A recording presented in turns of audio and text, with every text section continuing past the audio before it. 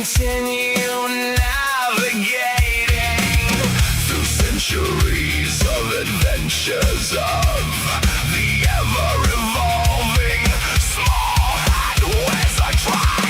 Ardy and Fist, Ardy and Fist. Let us show you what you might have missed.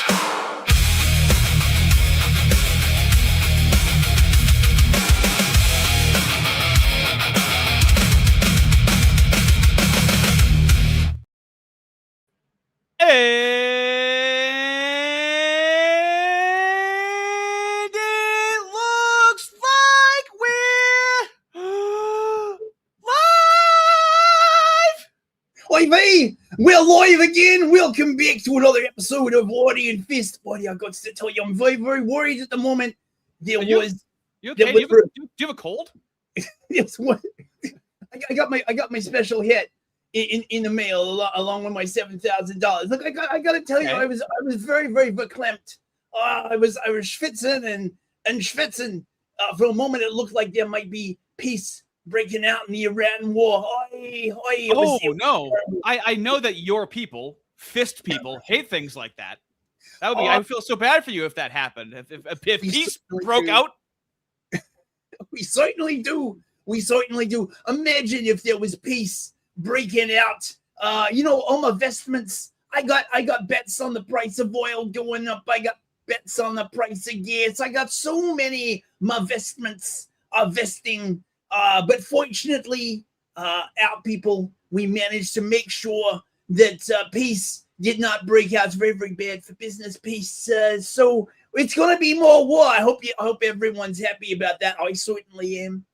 I mean, I would say I'm just pretty used to it at this point. I mean, I know how the Palestinians feel, right? I've just been surrounded by war my entire life. Am I thousands of miles away from it? Absolutely, but still, I know what it's like, Gazans, okay?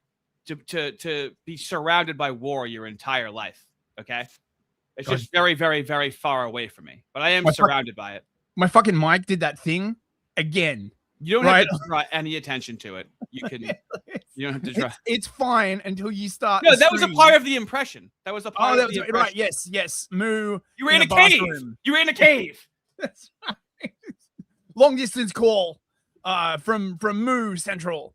Mate. So yeah, I hear Hasan Piker is about to grow much closer to the black community, which of course he loves. And he's going to love it much harder. Is that correct, Ardy? I mean, we'll see. I just like that somebody is being prosecuted for being a communist sympathizer in any capacity is exciting. Oh my God. We're not going to have precedent. We're not going to have precedent, okay? I just like that it's in a headline that I'm seeing Marxist and subpoenaed. Not even prosecuted, subpoenaed. My bar is very low, okay? That is enough to make my little man stand up, as it were. To make your subpoenas get subpoenaed. Yeah. Kids, cover your ears to make my fucking dick hard. Oh, it's exciting. And it's very fun to see Hasan Piker panic a little bit, He's used to getting unlimited respawns. He's not used to this happening. And so what happens as soon as he gets the subpoena? He goes on stream and starts clucking like a fucking canary. He starts saying names, associations. We'll get to it later on, but immediately squeals. I hope they socialists just start squealing publicly before anyone even talks to him. Like, play it cool, dude. Have someone just wait until you talk to them. I hope they save his dog. Quite frankly, right? All right. I mean, obviously, Commie's gonna commie, but I'm not cool with what he was doing to his dog. Well, and he'd be like, "Oh, Fist, you care about dogs more than people." Yes. Well, yes, I do. I love the psychology of that, where there's no animal that's a political enemy, right? So other human beings to the communist are political enemies. So, for example, when somebody makes a gargling sound when they're dying or being hit or having violence committed against them, if it's your political enemy, you like that noise, right? Now, when you hear a dog yelp, the dog's never a political enemy. So it actually managed to pierce the highly partisan armor of the communists. And they're like, ooh, that can't be an enemy. Can you explain how that's an enemy? No, not an enemy. The dog's fine. No, all humans know what that sound is of a dog being hurt. That's not true, Ardy. In fact, in the Russian Revolution, there was a particular breed of dog. I think it was the Borzoi, that was favored by the Russian nobility, and the Bolsheviks nearly drove them extinct. Now that's real communism, okay? Yep. None of this LARPing communism, this aristocrat communism, where you go to another country. But here's the thing: because he's been doing this for so long, I'm still getting bookmarks of videos that are coming in from like even a half an hour ago right now. Asmongold is so happy that this happened because it's that so many of us have been calling out for so long. And I don't know how the current administration randomly selects these things, but they're randomly selecting some good things. I think it's their version, like the bread and circus. It's like what Tom Foe said, the bread and circus like sucks at this point. So I think now my bread and circus is allusions to prosecutions. That's my new circus sucks so badly. Even if it's it is more entertaining than Ninja Ball. I'll give you that much. Right? Like, oh my God, every single time when I go to the gym, right? They've got always a TV on, and there's like a whole Ninja Ball channel, basically, right? It's like interviews with Ninja Ballers. It's like, what's happening in the next Ninja Ball match. I'm just like, it's so weird, right? Like it's literally set up like a news channel, right? Except it's all just football, and I'm like, or soccer. It's like watching a bunch of 3-year-olds pretend to run CNN. If you know what I'm saying. It's like, tonight on this very important story coming up, right? Milo Nabungu on his like new role in Arsenal. I'm just like, oh wow. Fist, I know you were trying to make fun of their names. Their names are actually way more ridiculous than that. Okay.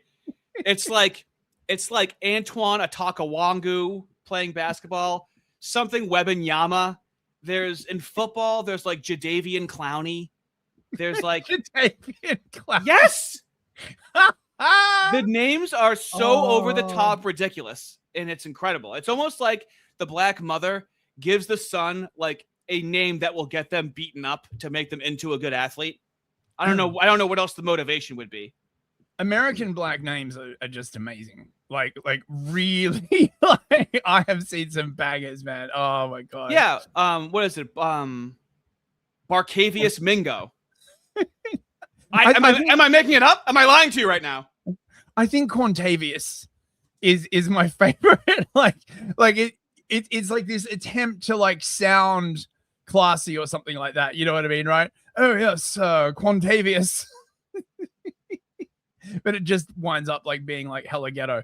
Man, 4chan had this thing, right, like a while back, where people in this thread were just like making up like the most sort of stereotypical name, like the weirdest ones they could think of, and people were running them through like the Quartz database, and every single one of them actually existed. Fucking hilarious, man.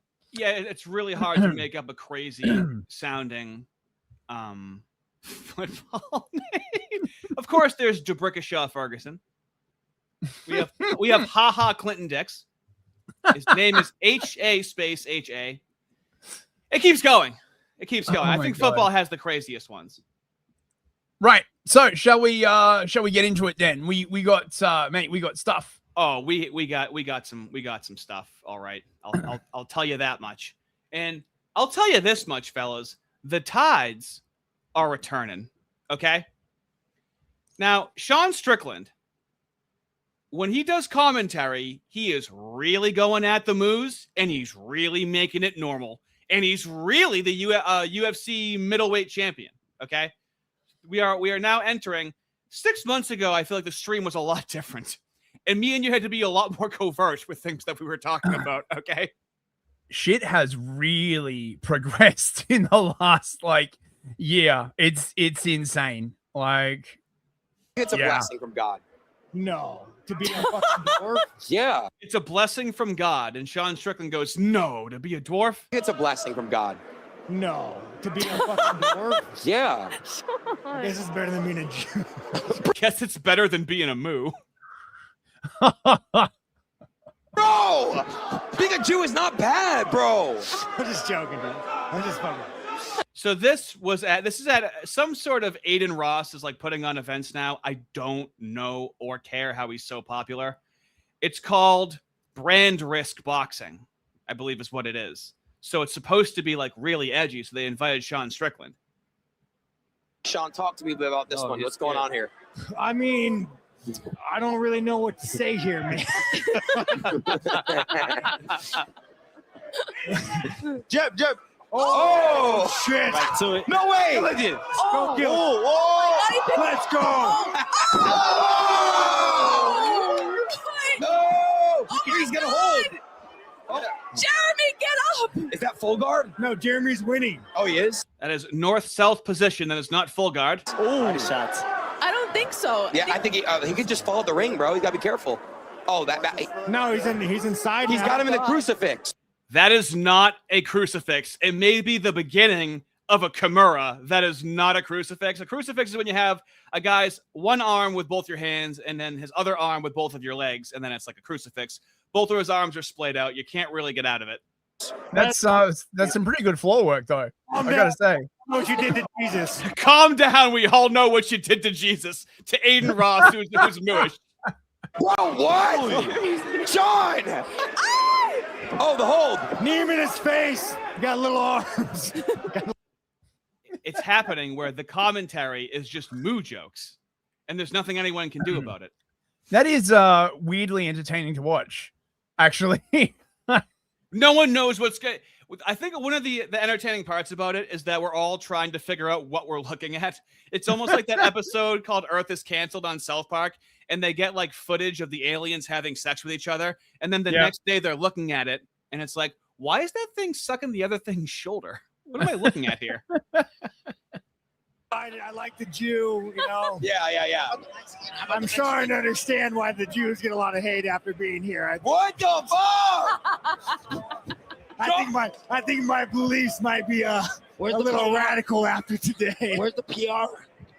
Well, There is no PR. You might see me back here with a weird shaped mustache. Danny, I'm his What PR. the fuck? Are you talking about Hitler? Dude, it's almost hack at this point. It's so normalized. It's incredible. I love to see it in all of its forms.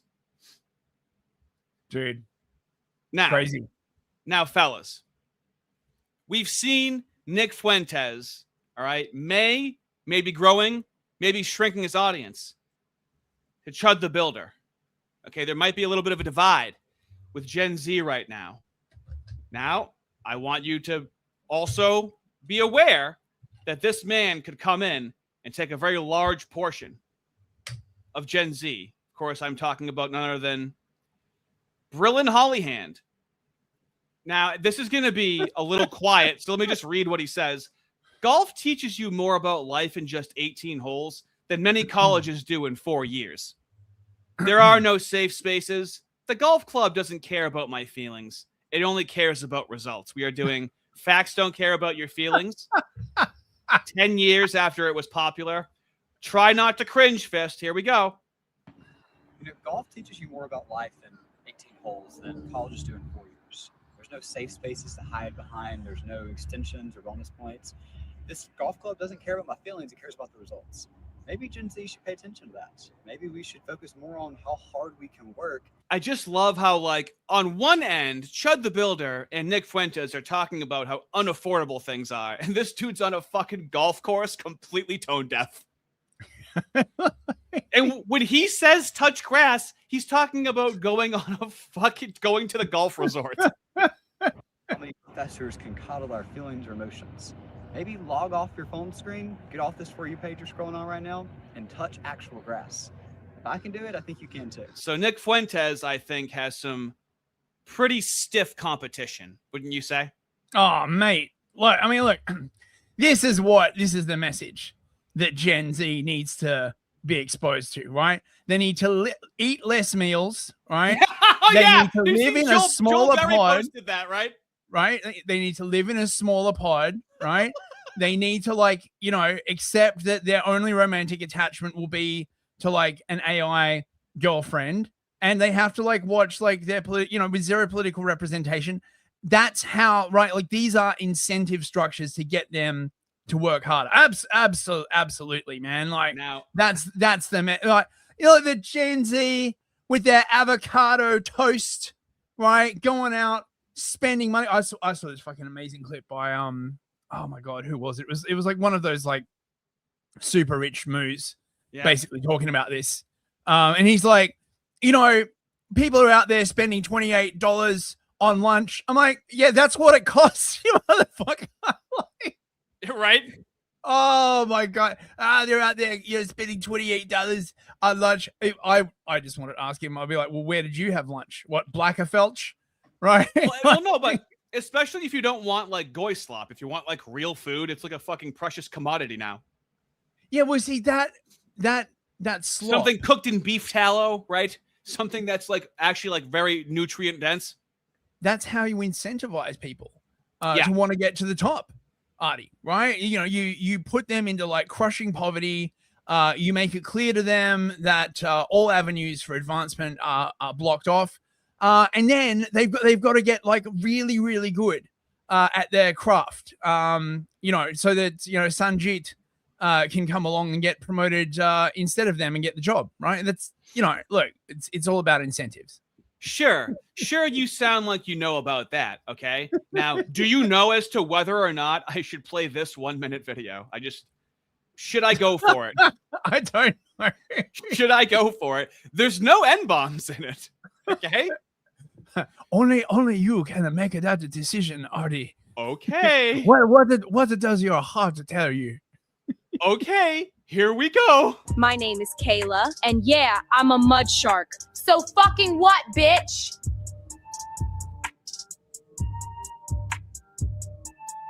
My son Aiden is my king and my world. So if you ain't ready to step up, then get out.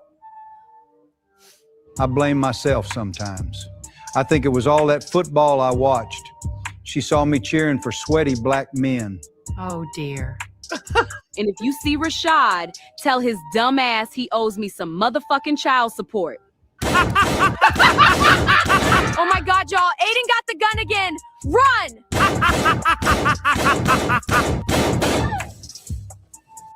Now you know damn well you can't be doing that shit.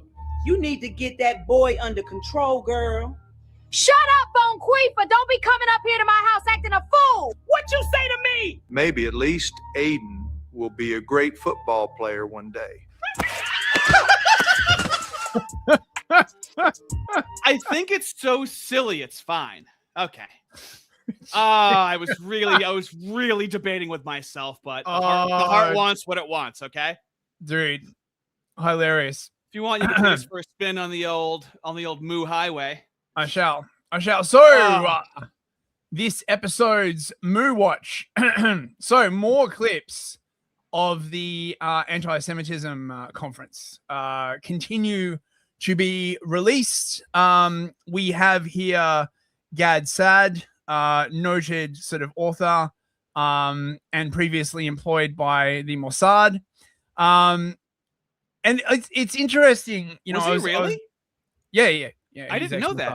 Yeah, but he basically acts like it's not a big deal. You know what I mean? And then he calls people who think like it is a big deal anti-Citrites because, you know, just because you worked for like a intelligence agency of a foreign power, right, shouldn't affect the way that people view your literary output, right? Yeah, he was like an early kosher centrist, though. I liked him in like 2016 or whatever when he was on Joe Rogan because he seemed just very sensible. You know? Well, his whole thing was talking about the suicidal empathy of the West, but only in regard to its attitudes towards Islam. Right? Very, very specific take here. But right? what I don't like about that is that he knows that he means that, and he knows that I don't think he means that. That's the issue I have with it personally. Don't know if I'm alone in that. Yeah, well, you're right. Like, there are no other groups, particularly his group, that the West displays like suicidal empathy towards, right? Obviously. And here he is at this conference. He's pulling out all the greatest hits. everybody's heard them all before. They need to get new The material. classics. A little The bit of Walk This classics. Way, a little of Love in an Elevator. Mm-hmm. It's like every radio station that you've ever like been to in a hair salon, just playing those old 80s and early 90s hits like forever and ever. So let me compare Jew hatred to the immune system. Gad, there was a memo sent around. You should not use the term Mu hatred. People start getting the wrong idea. They start thinking about hatred from the Moos towards other people, which of course doesn't exist. That's why they settled back onto anti-citrucism. Is this an old video? Because I'm almost positive over 5 times now in the past few months, we've covered them saying anti-Semitism. It's like an immune system. Yeah, is this an old video? Or is this what? No, this is new. This is from the TAFSIC conference. Yeah. It was somewhere in Canada. Probably the one with the most migrants, the city with the most migrants. So what, Vancouver? Fair enough. To the immune system, the human immune system. So the human immune system did not evolve to only kill a specific set of pathogens. Because if it only evolved to only tackle pathogen P1, P2, and P3, once the pathogen mutates, which it's very good at doing, then you would be screwed. Because if there are no degrees of freedom in your immune system, you can't build up a response to a new pathogen. And therefore, the immune system has evolved adaptability as an adaptation, as an evolutionary adaptation. Well, I argue that Jew hatred, in a sinister way, is akin to the immune system in that it ever so evolves into new variants of Jew hatred. And so, wow, I've literally never heard this before. What an incredibly deep insight that is absolutely not like literally retreading like a doorno. Also, Right. I would like to point out here that I'm pretty sure it was Hannah Arendt, who was a big proponent of sort of totalitarian theory, also Mu herself, who said that one of the signs of encroaching totalitarianism was referring to your political enemies in biological terms. But for some weird reason, it's okay when he does it. I'd like to mention here, I put together this list earlier today. So Jews, of course, are the killers of Christ. In Islam, Jews are descendants of pigs and monkeys. They're actually, the Arabic word is najis. Najis means impure. So the Jew is like urine, is like vomit, is like feces. They are impure. So that's, I think, from Islamic. Quite the drop he just gave us. Can you rewind that like 10 seconds? What was that, Gad? Urine is like vomit, is like feces. They are impure. So that's from Islamic canons. Of course, we've got the blood libel. Jews make, matzo ball soup and so on with the goy's blood. Protocols of. I've covered this in another video where they just say the truth, but they say it like this. Like you could catch a leftist with their pants around their ankles in a kindergarten. They're like, oh yeah, I'm a PDF file. Yeah, I just dropped my pants. Like, yes, you saying it that way doesn't change the truth of you doing it. But that's all they have to do is just say it in this voice. Oh yeah, I'm really doing that. Yeah, and the thing is, right? I covered this on Fistery, which is on hiatus, by the way, like for a little bit because my workload is like too heavy. Thank you for everyone who left like lovely comments. The whole Mozza thing is like a weird later invention. That was not the principal accusation. The principal accusation was ritual sacrifice. Just to be clear. Of the learned elders of Zion, there's world domination of Jews. That's how we parasitize the world. Jews have no singular loyalty to the host nation. They have dual loyalty. Hitler said that Jews are literally a disease on the body politic of the Aryan nation.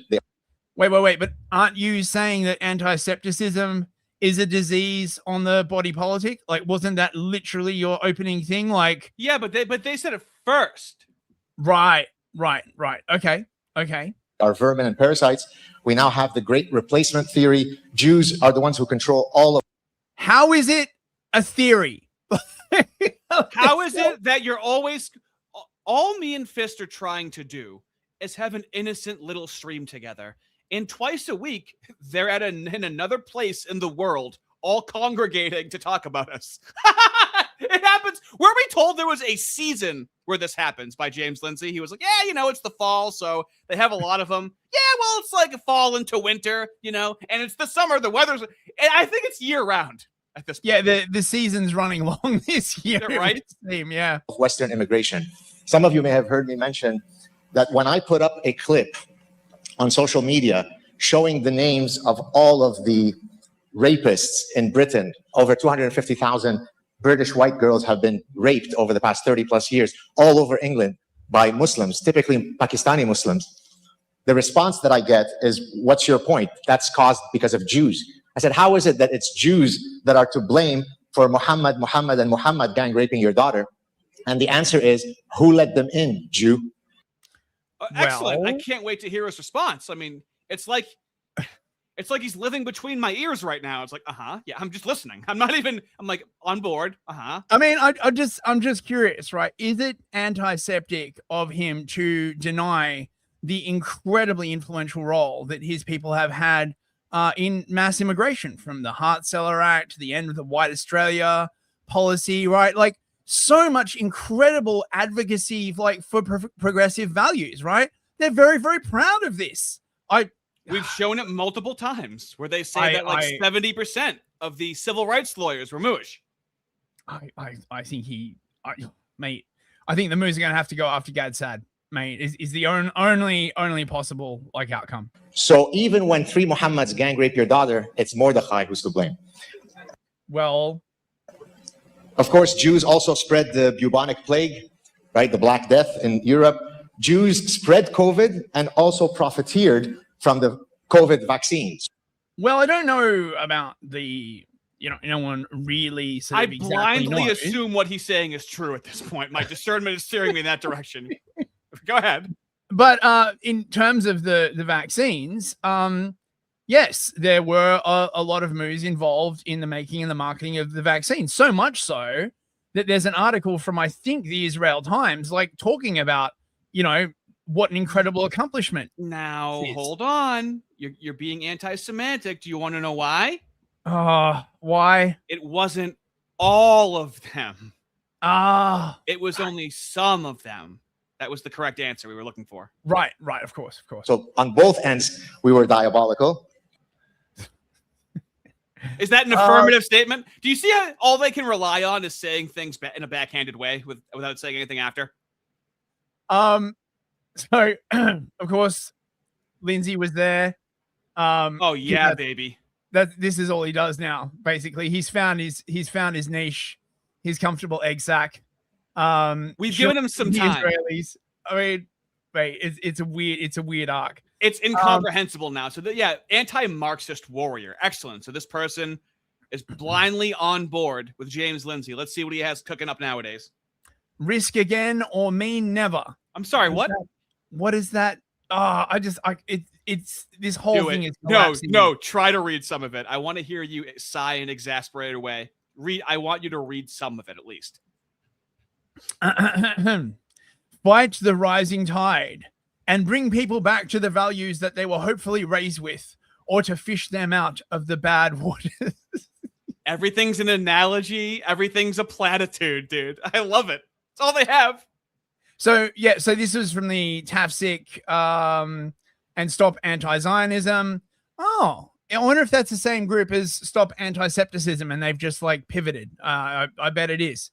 The first conference in the world specifically dedicated to combating anti-Zionism. The event brought together world-renowned advocates, leaders, and speakers for a day of critical dialogue and action. Not that kind of critical.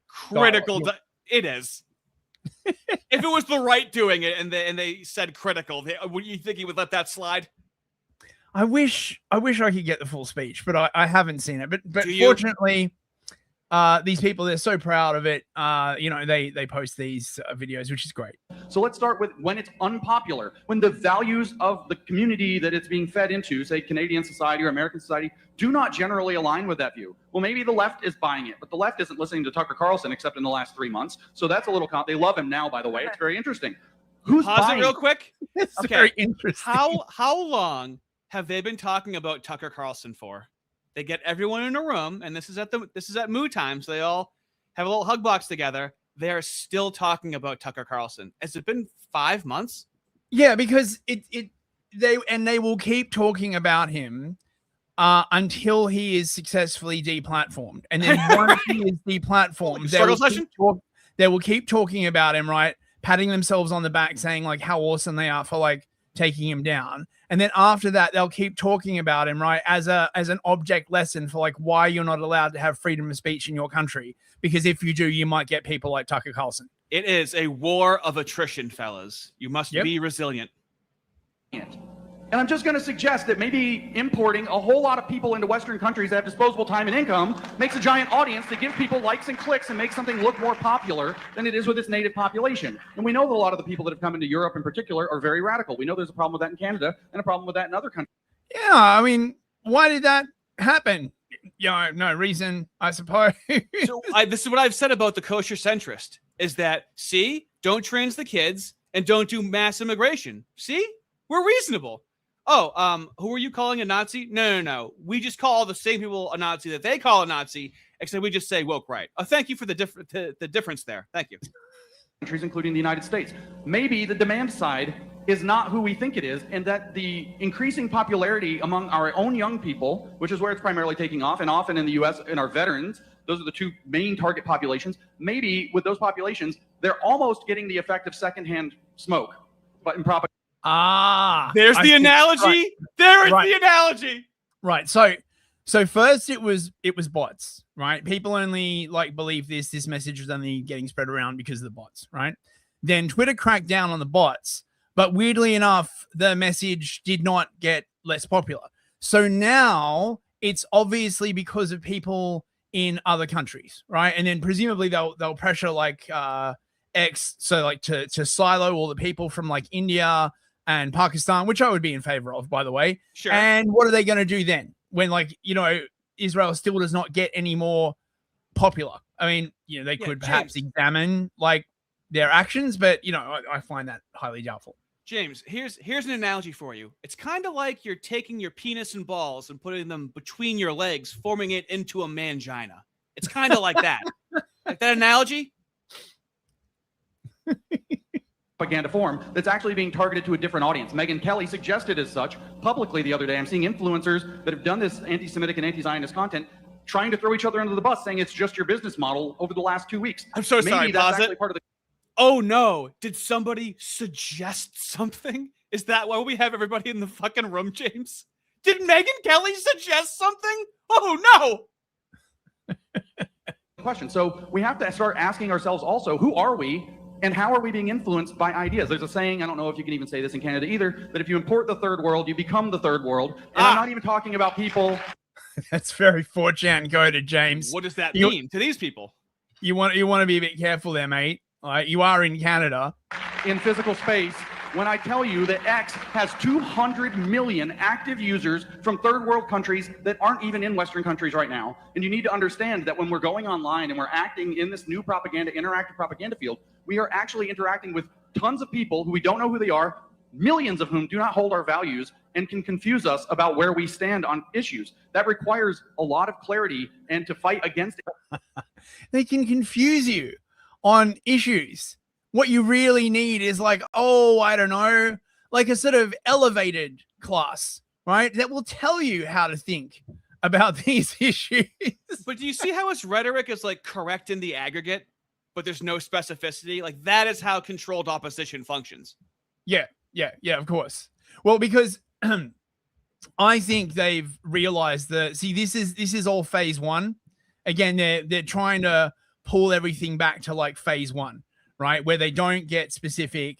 There's no disputation, right? They're back to if you talk about this, you're a bad person. If you even think about this, you're a bad person. You're listening to bots, you're listening to Jeets, like whatever, right? Just anything to avoid the substantive conversation. A rising tide, and to bring people back to the values that they were hopefully raised with, or to fish them out of the bad waters that they've landed themselves in through this ugly situation. It's actually that the political will is going to follow more or less massive political demand from the people. That's only going to happen in a situation where we're in, when some people start speaking and they get more people to start speaking and get more people to start speaking, and that we all start making as much noise as we can, that we basically have two choices right So what James is trying to describe here is called a preference cascade. Aha. In politics, a preference cascade is when you have an opinion that is popular among a significant section of the population, but that opinion is being suppressed by, say, social mores or something like that. And then some people start expressing that opinion, and then people realize that they are not the only person with that opinion, and then more people like start expressing that opinion. This is a well-known thing in electoral politics, right? Particularly in elections that use a lot of moral messaging, right? Like if you vote for our opponent, you're like a bad person, okay? The problem is that the preference cascade is working against his position, right? There's no like social consequences for saying that you are like pro-Israel. Well, like, I guess now it might be sort of like changing, but generally speaking, all of the suppression has been from the opposite side. So if there is a preference cascade, it will happen in the opposite direction. You only get a preference cascade when you have a point of view that is very, very heavily suppressed. So whatever, man. now. This is kind of to your point. Where are we going to be in 5 or 10 years? We kind of have two choices right now. Never again is a phrase that we've been using since World War II. Never again contains the word never. So we have, oh, wow. Dude, I'm just gonna grab the scissors clip. Keep playing it. I can't help myself. Sometimes again. two choices. We either risk again or we mean never. Those are the only two choices. So if we mean that, we actually have to start acting like we mean that. And we have to tell people this in all of history, when people start demonizing particular groups as a means to feeling included in a group, to growing their brand, to whatever, this always goes somewhere very bad. It doesn't always go somewhere completely dark, but it never goes anywhere good. And we have the choice right now to say, there are roads we're not going to walk anymore. But we have to be willing to make that choice. I come back to the question of agency. Are we willing to decide not to take steps into places that we don't want to go? Are we willing to Pause it real quick. What is he telling anyone to fucking do? This is why I feel like he can't get anything done. I feel like he doesn't know how to like use power. He never actually tells anyone to do anything. He just prevents them from doing anything. He is the king of vague posting. Like at this point, right? Like, we, first of all, who is we? Right? Because this sort of thing, I mean, they've been saying this. We, the people that don't want to become the third world, right? We. Right? Like they've been saying this for ages, right? The assumption that the vast majority of the population is with them, but they're just too scared to speak up. That's not what the polling is saying, right? That's not what the polling is saying at all. And actually, speaking of that, I've got some polling. Oh yeah, we covered polling recently, and you were commenting on the polling by saying these are oddly specific questions that we don't normally see. And it turns out he stuck his big fucking beak into it and found something out.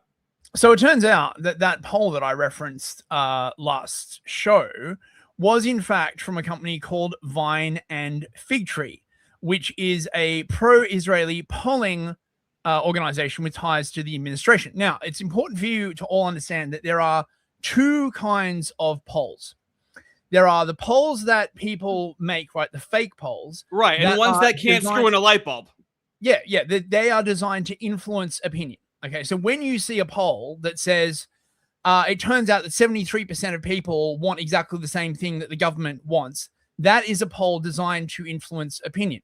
There is also another kind of polling, secret polling, that is actually designed to find out the facts on the ground, and you should not confuse the two. Now, this thing from Vine and Fig Tree is one of those secret polls. Now, someone leaked this poll to this girl, Gabriella Cuccia, and she like blew it wide open, and everyone is talking about it. Now, the reason why, of course, this was very interesting is that this is unlike the kind of polling that you're used to, because they actually ask real and pointed question. When you're trying to engineer a poll in order to influence people, you don't ask like proper pointed questions, and you always ignore anything that you don't want to come up in the polls, right? So say you're trying to do a poll to convince people that everyone supports digital ID, for example, right? Yep. You will deliberately craft the question to be something like, do you support protecting kiddywinks from the internet and certain measures therefore, right? You just do it like that. Mhm. This is very, very, very different. This is about how honest right-wing influencers are. Tucker Carlson, Fuentes, Candace Owens. Oh, the people that always talk about publicly, but never really poll opinions about them publicly. Yep. And also, you can tell this is a secret poll because the questions that they ask are things like this. Trust in influencers is irrelevant to feelings on Israel. Among respondents who trust Tucker, Nick, or Candace, 86 to 93% agree that Israel has too much power and influence. Among respondents who reject all three influencers, 73% still agree that Israel has too much power. Christian values have no correlation with Israel support. Christian values supporters, 75%, and non-supporters, 74.5%, show virtually identical levels of Israel skepticism. In other words, they are screwed. They are absolutely screwed. All of their like, oh, it's just the Christians. Oh, it's just like the racists. No, it isn't, right? It is a broad coalition at this point, and it's getting bad. It's getting bad. They have like a sentiment thing as well. This is like all the people doing, messaging that they find problematic. This is from the Israeli government. I'm not clicking that link. Right. Nice try. Yeah. Top influencers. Alex Jones, of course, is at the top. This is the America First dashboard, the conspiracy theory ecosystem, all this kind of like stuff. They're like, they're massively, they are all over it, but it still does not seem to be working. However, fortunately, Melanie Phillips, who is, she's in England. She's always like, oy veying and kvetching. Quite beaky. She has a solution, a never before thought of solution, lads. Truly, these are the kind of people who are going to deliver the new solutions in order to press their message. One of the things I say briefly in the book is that what we've all been up against over decades is nothing short of psychological warfare. Now, the Jewish community leadership, both in the diaspora and in Israel, doesn't think like that. Oh, really? Yeah, she said it. So there. Really? Okay. I mean, that you could have fooled me, but go on. Doesn't think that in order to fight psychological warfare, you have to use psychological warfare. They're being defensive, by the way. They're defensively using it. They're using it in response, right? With my channel, I'm the aggressor. I am initiating against them. Did you know that Mossad has no idea what psychological warfare even is, actually, right? Like, that's how behind the curve they are. There are plenty of people in this country who, well, not plenty, but there are some who are experts in what's called psyops. They can be used. They can be drawn upon. These are reservoirs of talent and skill that could be used and harnessed to really make a difference. You have to have people who understand the nature and extent and dimensions of the challenge and who are prepared to buck all the conventional wisdom of all the community leaders who have led us into this appalling situation of being relatively undefended for decades. What is the next thing she's going to say in this room full of people? What we need to do is wail out in pain as we strike them. Isn't she saying like what they already have been doing for a long time? Why is this conversation even being had? It's so crazy. They're like, oh, we've never used psychological warfare. Are you fucking kidding me? I'll tell you. Oh my God. I'll tell you what's really crazy. Okay. Uh-huh. And we'll get to super chats after this. Okay. I said, just in case you're having a bad day, I want you to feel fortunate that you didn't wait in an airport twice just to watch James Lindsay play with scissors as he's talking down to you. And boy, oh boy, does it remind me of this. So liberty is now at threat from a pair of post-America movements from left and right that will slice us like scissors. Look, I brought a prop. Now, I'm not just being corny. People on the internet, at least, do not know how scissors work. So I'm going to explain scissors to you briefly. I know kindergarten was a long time ago.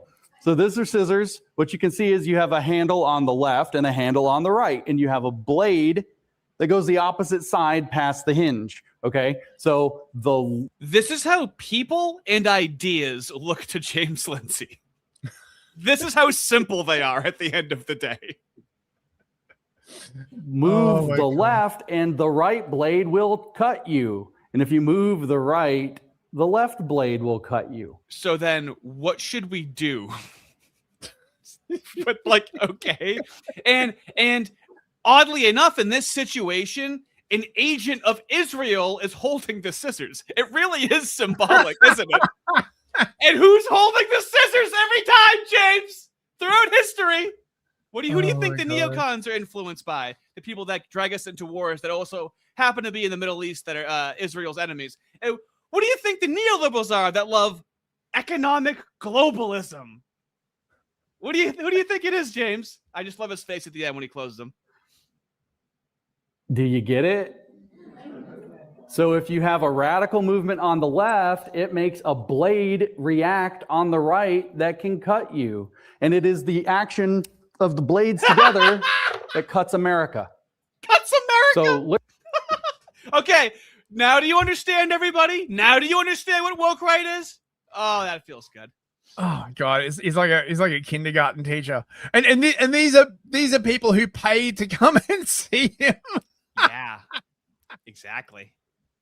I mean, I've seen people have contempt for their audience, but holy crap, man! Contempt, yes.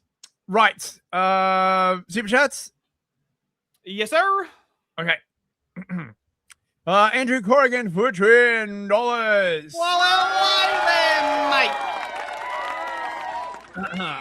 Thank you very much. Heck yeah, perfectly on time for once. Unfortunately, I got to bounce. So can you please restart the international news cycle so I don't get any spoilers by the time I get to listen to you? That actually triggered me. We are on time every single time, and then I'm like, I realized he was he actually just got me with that one. The play it back doesn't get to me. The on time for once, for some reason, caught me off. I'm like, what are you talking about, dude? We're always on time. You got me. Slosher for 5 Canadian loonies. Thank you, mate. Slosher. I care more about dogs than I do about certain entire countries of people, and I'm a cat person. That is a beautiful sentence. James Lindsay's hands. Good to see you. Make sure that you handle those scissors. Hands that hurt the chat. Remember, I'm a registered weapon in 48 states. Yep. He did lie about sport fighting to impress women. I did make a video about it. Ardent Party, best mod in the business for 5 Canadian loonies. Thank you, sir. James Lindsay doesn't have a beer belly. He's got a mozza gun. Like the motherfucking stream already. Find me on X and Rumble. Yes, you can find Ardent Party on X and Ardent Plays on Rumble. Check him out. He's a good lad. Master Shake for $5. James' rhetoric is indistinguishable from Antifa. Well, of course it is, right? It's a worse version, though. He learned what the communists do, and he studied them, but he cannot apply any of it effectively. So it's always a worse version of a commie, which just means that it's benign, right? Like, he's not malicious in terms of effect or destroying anything physically, but it just makes you even more annoying than a communist, which I think is impressive. I think deserves an accolade. Yiz the Eunuch. Oh, hey, Yiz, how you doing? Oh, Yiz, mate. For 5 Canadian US dollars, sorry. It cries out in psychological warfare as it psyops you. That might even be a good piece of merch right there. Yeah, that's pretty good. Not a bad one. And a little accurate for $5. Thank you very much. The scissors always exist. Who controls the handles, Lindsay? I swear he's actually talking. It's the question. All he does is put it on the table. He puts the question on the table, and then he just walks away from it. And we go, James, who's holding the scissors every time? Nope. I'm done talking. Everyone else talk when I'm not here, and I'll just call you the woke right. And that's where we are now. Dissident Knight for 5 Australian dollars. Thank you, mate. Bruv. Fister Reviews. Name for your interview series, chat. Oh, that's pretty good, mate. Awesome. Fister Reviews. I've been trying to like think of it like a name for the interview shows because they keep going on. Thanks very much, Dissident Knight. I appreciate that, mate. Right, super chats achieved. Oh, we still got 10 minutes. No, we have a lot of time. I mean, Okay. we have a lot of stuff, so we're good. Okay. All right, fellas. Finally, my channel has been made about calling out communism for a while, especially with Hasan Piker. I have a Hasan Piker playlist on my channel about where he calls himself a communist. He says he's not a communist. The man gets unlimited respawns. He can't fail. Even to the point where we did a stream on the Community Relations Service from the 1960s, I believe. Yes, the Community Relations Service, the CRS. Yes. Yes, the CRS. And now this guy's different, okay? Sean Hudson is the director of community relations for the Washington Nationals, a Major League Baseball team in the United States. Now, let's see how out of control this commie subversion is getting before we get to Hasan Piker. Hello? Hey, Sean, this is Alex Stein. How you doing, my friend? I'm well. How are you? Well, you know, the Nationals are doing okay this year, but I had a question. Do you know when Trevor Williams is going to be back on the field? Great question. He is rehabbing right now. He's throwing bullpen sessions, which is really exciting. Do you think it'd be realistic when he's back and he's playing? Would you be willing to share him on the social media in the future? Because we know that there's a team directive right now where you said that he's not allowed to be shared because he's a Christian. Is that correct? You said that you can't share him because he was against a transgender nun group for the Dodgers or something. That doesn't sound like something I would say. He went on like a social media So, of course, there was a Project Veritas or whatever it's called now, O'Keefe Media Group, OMG, I believe, that did undercover honeypot thing. You can just do this for the rest of your life, apparently. You just get these guys drunk and they just tell you all the secrets. I mean, you really can't beat it. They'll never stop doing it. It's incredible. Yeah, I know. It's amazing. this is wrong. This is my religion. You all are mocking it. So we don't use him on, because of that, we don't use him on social. Huh. No, I don't. The players each are kind of up to their own discretion on how widely they want to be shared on social. Oh, so the players choose to be shared on social? You don't choose that? Well, it's kind of like some guys are more engaging than the other ones. If you like go to our social media page and you see like when players arrive at the ballpark and they ask like, I don't know, is it a hot dog a sandwich or something like that? You Yeah, know, I see like, those videos. Some guys just are like, hey, not for me today. Pregame routine, stuff like that. When they're like, is a hot dog a sandwich? And like the players come up, you know what I mean? Like we don't ask him. Yeah, and explicitly saying that he's being excluded because he's a Christian and that they don't use him for that purpose. Yeah. And also, she overheard you say something about how every single fan that goes to the ballpark, you collect their Google data and their Google search history. Is that correct? No, that's not possible for us. If you ever come to a Nats game, there is someone on our team who is responsible for figuring out everything about you. So we're tracking it. If you're accepting cookies, we're getting a plethora of your Google history. But then what does the pussy look like to divulge all of this information? I think half the time they're gay too. I feel like gay guys give up details way more than straight guys do. Yeah, this is traditionally why you don't let gays be in sensitive positions, because they're very easy to blackmail and they're frequently like massive sexual degenerates. Mm-hmm. This used to be very well understood, like up until shit, I don't know. When did that all change? I know, it's their Achilles heel like 10 years ago. Fucking James O'Keefe has just been eaten well and proper ever since then. Did you see that one the way like it was literally James O'Keefe and all he had on was like a pair of glasses. He didn't have a but wig. they do this. Hasan Piker does this where he like there will be a video criticizing him and he won't watch the video. Like they really do phase it out. And they don't think about, like, they don't research the person that's attacking them and criticizing them, and they just go, nope, don't care who it is. I think what's really going on is that a lot of these people probably don't really get asked about work. that much, right? Like, you know, they're lonely, they feel like they've got like an important job. It's probably like easier than you think to get them to like start It talking seems about like it. Yeah. Alarming thing though. Is it true that you're trying to push communism on the fans at the games? Oh, Because I've I been thought that was waiting. pretty Oh, I love it. Oh, I love it. I hope they have evidence. alarming when she told me that you're a communist. No, apologies. You said this is Alex Stein. Yes, Alex Stein. Sure, Alex. No, that's not true at all. There is a join the Communist Party poster up in my kitchen. There is a join the Communist Party poster up in my kitchen now. He doesn't look like a communist, right? So all we can often do is intuit communist characteristics, okay? You know, he's a Democrat with communist characteristics. Is that how China would describe it? I would love to find ways to every home run is $100 donation. That's communism, you know. To him, that's communism. To him, every step toward communism, he is considering communism. Oh, I love it! Oh, you can never nail him to a wall. I mean, that's redistributing someone's wealth.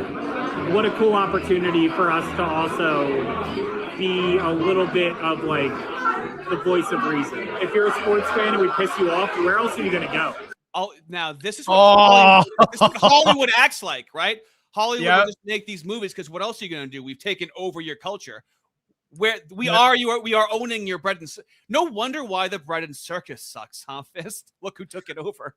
Yeah, well, because they made the mistake of thinking that the bread they could basically do whatever they wanted, right? And they like, could for a bit. Yeah. But not really. Like, you know, it went from covert to overt. Yeah, Covert it was gonna be fine for a while. It's they have such a contempt for the common man. Like it's insane. Like they literally like, yeah, we'll feed them like whatever, and they'll lap it up, and if they don't like it, well, where else are you gonna go? I don't know, the internet, video games, like I mean, there's other stuff, you know. Well, then if he gets caught, he didn't say it, and then if you show him that he said it, he goes, "Well, I didn't mean it like that."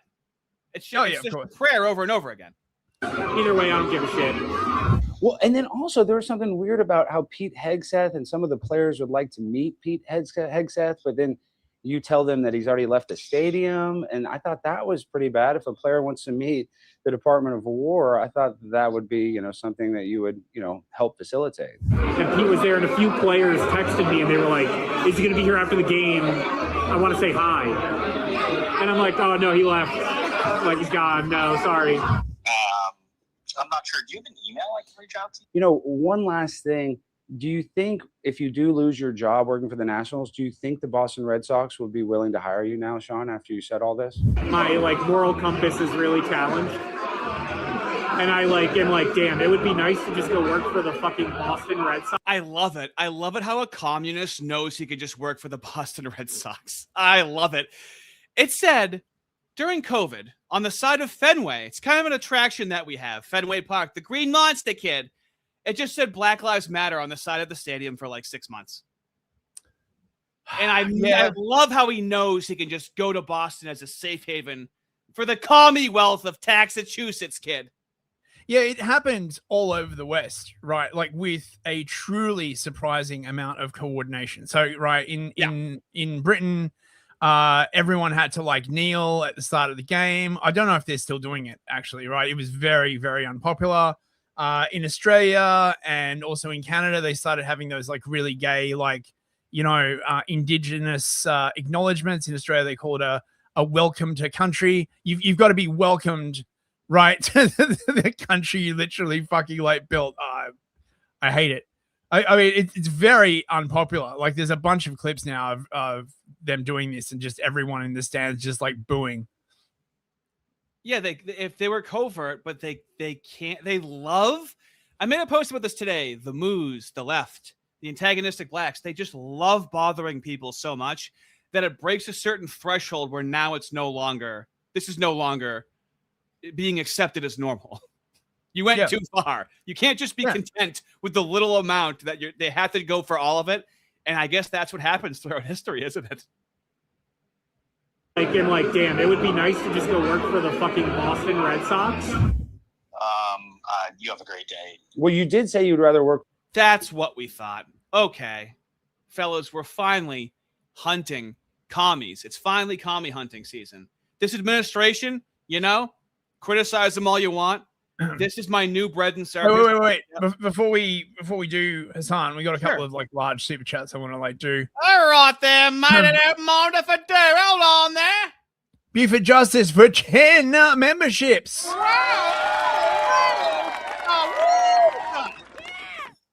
Fellas! Thank you very much. The Hard R memberships. It's a very prestigious club. Okay. We do extensive background checks. It's like a private member association. I'm kidding, of course. Now you're in. It's very easy to get into. So there's lore videos. There's really 3 categories. There's lore videos. Videos of me from 2017, 2018, 2019. Expressing myself politically, trying to understand what's going on. More on the left, but still very much how I am now. Then we also have streams.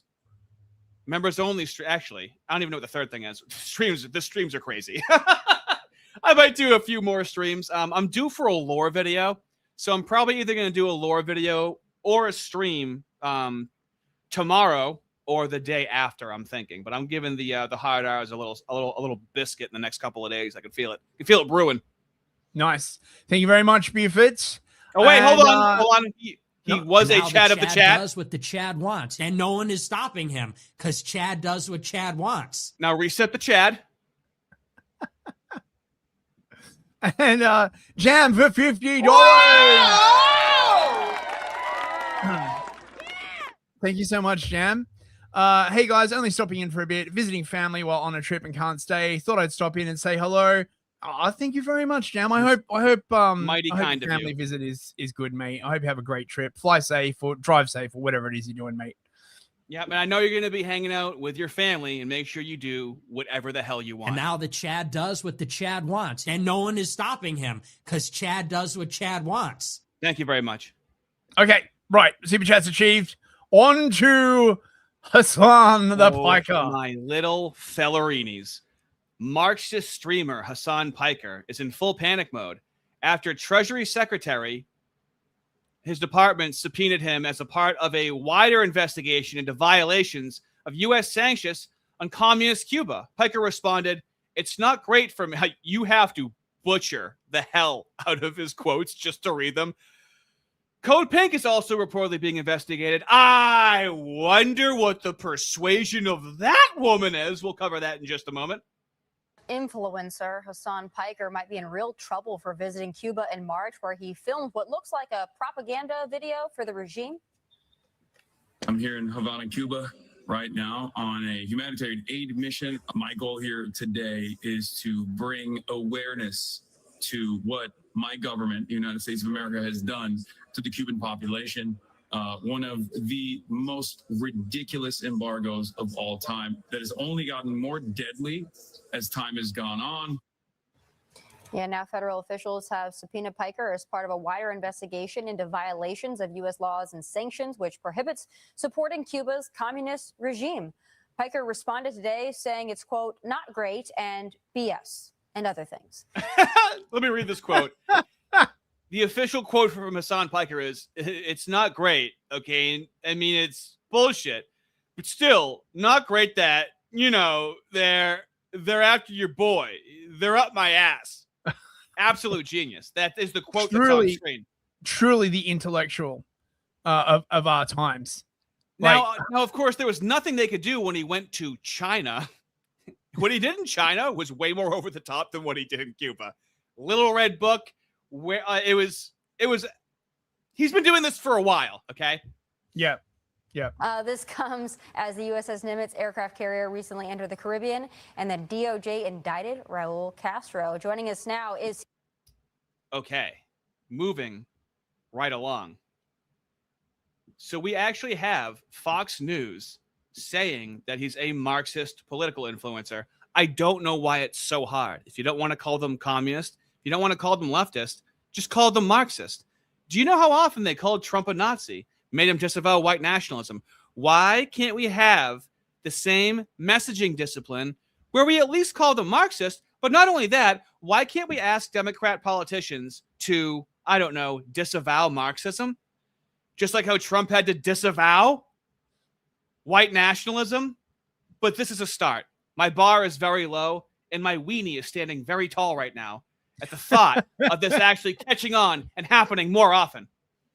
So let's get into it a little bit. How is socialism different than communism? Communism is supposed to be the end stage. It's like the final. I really don't care to have this conversation in 2026, by the way. I'm so over it. Goal. It's like the final evolution, a stateless, moneyless, classless society. Yeah. A borderless society. We've never really had communism. I know people will just like jokingly sometimes say real communism has never been tried, but that literally has never existed. But seriously, but seriously, turn it up a bit. Turn it up a bit. I know that's it. It was just a short clip. God. How do we get out of this? I'm so sick of this. Like, oh, bro, it's just like socialism, bro. Yeah, what kind of socialism? Exactly. Every single time. Oh, here we go. Now I can minimize it. Okay. So, federal officials have served subpoenas to Marxist political influencer Hasan Piker and Code Pink co-founder Susan Medea Benjamin as a part of a wider investigation into whether U.S. organizations and leaders violated U.S. laws and sanctions in supporting Cuba's communist regime. Incredible. Incredible. Even if nothing comes of it, maybe this is like practice right now, right? Because is it that we just don't know how to prosecute them? Think of what they prosecuted, what they went after Kyle Rittenhouse for, okay? Listen, Ardy, I'll tell you one thing, right? If there's anything I know about Hasan, right? He's going to immediately like keep stum, right? That is a guy who knows how to like hold his tongue, right? He's going to shut up about the case. He's going to like wait until it's like resolved. The U.S. conducted self-defensive strikes near the Strait of Hormuz. It automatically played. I'm on a website. He's not going to like, start like flapping his lips or anything. Right? Like he's a stand-up guy. He knows the omerta. It's very much like the Moose, where he only has one mode. All he knows is that he can't fail, okay? And if he's mildly nervous, he starts squawking like a canary, dude. Oh my God, let's go to it. Hasan names Singham, PSL, Answer, and Code Pink in one breath. On stream today, Hasan Piker discussed the reported Treasury scrutiny and said the broader target is probably Singham. Why would you discuss who the target probably is publicly? Let's just watch this and then we'll go over those names, okay? I think that ultimately the target is probably Singham. They're just probably going after me to get to this guy. I'm just going to say that before anything happens. I don't even think he's talked to he hasn't even had a chance to talk to him yet. What is this, like an hour after it was public? He's already he's saving the feds the trouble. Like, you don't even have to haul me in for an interview. I'll tell you everything on stream. And his operation from PSL to Answer Coalition to Code Pink, like anything that he has ever financed, and it's not new. It's been around for a while, but it's obviously it's held through regardless because like it's ridiculous, right? It's like totally fucking ridiculous to. Now, do you see how this works on stream, what he's saying now? Do you see how he's not used to actually being pressed for questions? Yeah. And do you see how do you think he's acting retarded or he actually is this retarded? I mean, he's a communist, so I mean, retardation is assumed, man. I know, but I think we can point out a lot more communists with a way higher verbal IQ, especially one of like this level of prominence. No, look, all the intelligent communists, right, knew that actual communism was just this dream that you sold to the plebs in order to take ruthless power. Right? Anyone who actually believes that it is a goal isn't defined that way, Fist. Right. And I don't give a shit, right? Like, okay? Like that's what that's what Lenin was about. Like, oh yeah, we're just gonna tell everyone it's gonna be like a classless, utopia, French Revolution, anybody? Oh, look, once we like kill everybody, like everything's going to be awesome. No. Things are going to be worse, much worse. I know, but the most perverse psychology of it is that no one even calls themselves a Hitlerist. Okay? The communists are like, yeah, we're communists. We don't have a leader. I'm a Marxist. Yeah. I'm a Leninist. Yeah. I'm a Maoist. Like, oh, well, was that guy the leader? He was the chairman. Oh, but that kind of communism is named after the man. Yeah, but he wasn't the leader. Nope. How mooey is that? How much more mooey can you get? It's all through the universities is the problem, right? You go to like any university today, and they basically treat Marxism as like a proven thing. Like it's the air you breathe, right? You do tons of like stuff on Marx, and then they move on to Foucault and all this kind of like other crap. You know, they just teach left-wing shit, man. Hey, made by Jim Bob just rated the stream. Thank you very much, bro. Jim Bob. You know what? Bump, bump, bump, bump. Dubs in the chat. Let me show him right now. Actually, I forgot to. That's perfect. I forgot to show my Jim Bob clip, didn't I? Oh, did I show it? Yeah, show it. Oh, that works out perfectly. Fellas, I posted on social media today, very bravely, I might add, okay, that this is elite mockery. Now, you know how seriously I take mockery, okay? This is perennial mockery, even. There is a denominational monopoly on the highest levels of mockery humans are capable of. Everything else is a very distant second. This made me howl at the moon in my own car today. Of homosexuality in scripture. So Made by Jim Bob is talking to PF Young, someone that I've criticized on the channel, someone who's alluded to me being a Nazi, okay? Jim Bob was like, it's impossible to listen to this guy. I just want to be violent toward him. He was like getting so annoyed listening to PF Young, and he was my spirit animal for that stream. And so, of course, PF Young says that he believes Jesus Christ rose from the dead, but he also believes in gay marriage legally, okay? So we have some duality going on because PF Young is a dark centrist. Are there some concepts that are sounding goofy to you so far, Fest? I mean, isn't... Look, I don't listen to tards anymore, man. I don't take what they say seriously, right? I love how we come from two different planets on Earth to talk to each other on stream. Just like blah, blah, blah, blah, blah, blah, blah. Yeah. Well, whatever, man. Like, shut the fuck up. This killed me today. Of homosexuality in scripture. I believe. So you believe in a creator? Now, that was the whole point of this side quest, was to get to whether or not you believe in a creator. Yes, I believe in God, and I believe Jesus rose from the dead. Well, by golly, you are now officially a Christian. Don't let anyone tell you otherwise. Don't let anyone tell you otherwise. Listen, I see people out there. I see different churches, organizations, institutions of man, and they're out here saying you're not a real Christian. Well, I say be quiet, demon! If you just affirm there was a man named Christ who walked this earth, and he paid the debt in advance, you, PF Young, even though you love homosexuality, you too can say you're a Christian. So in the back, there's some t-shirts. It says, I am Christian. Nana nana poo poo. They're $29.99. It's the least we can do here at Lakewood Ministries. Make sure you know you're Christian, and make sure everyone else out there knows you're a Christian. We call it T-shirt evangelism. Right, Nancy? We don't have actually the size for Nancy. I made a pact with Nancy, my wife. I said, Nancy, here's the deal, sweetie.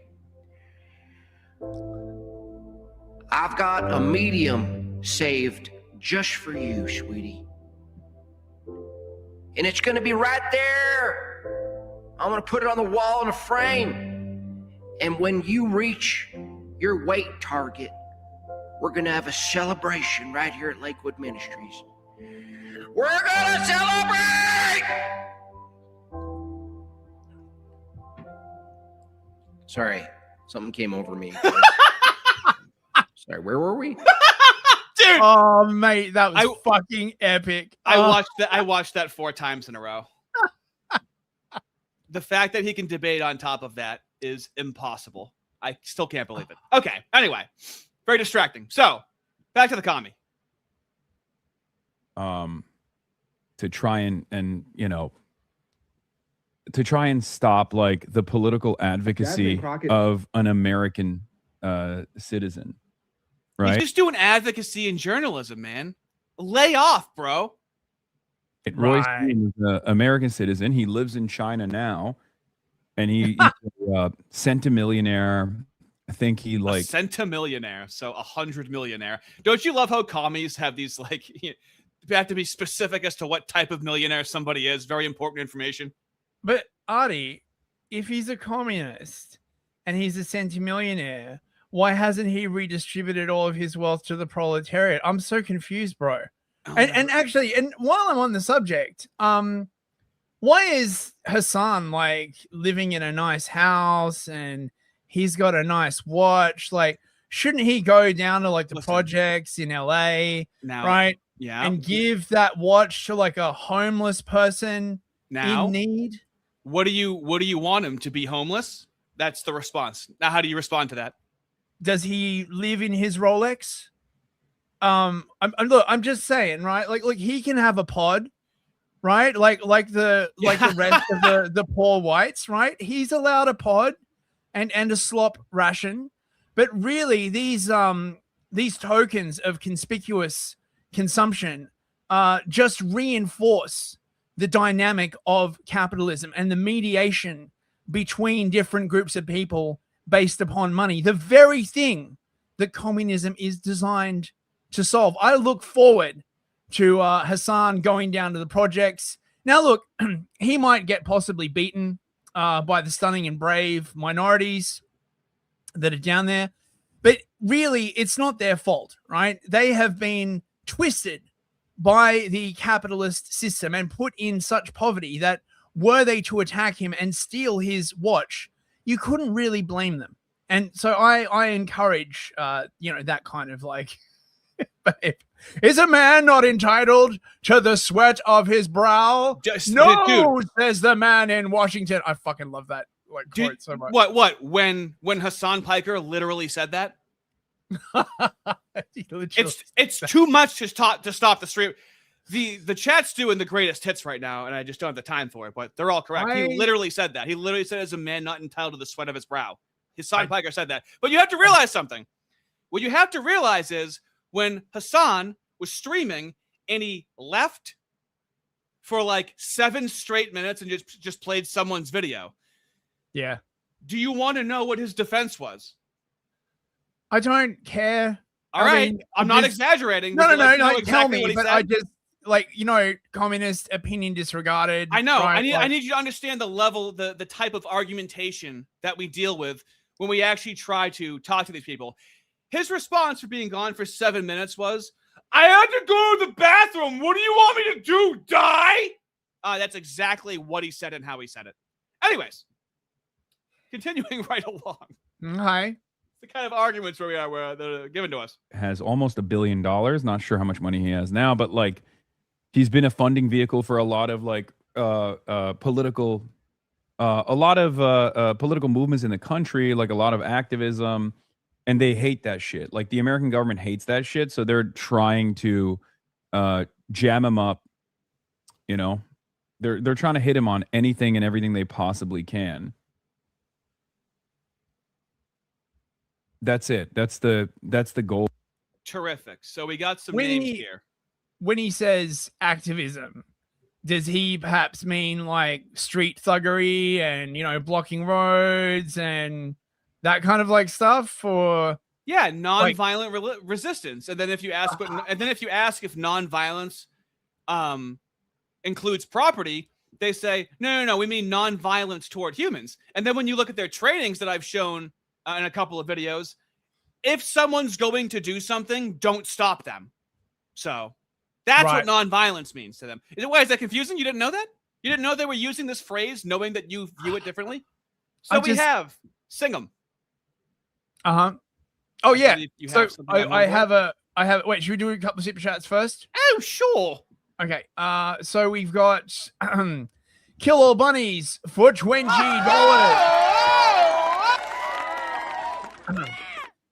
Gonna give you the praying Pepe for this one. First time ever sending a super chat to anyone. Oh, that's so nice. Thank you. Thank you. And I just wanted to thank you too for getting me off my ass to start attending an ortho church. Just recently attended my first divine liturgy. So did I.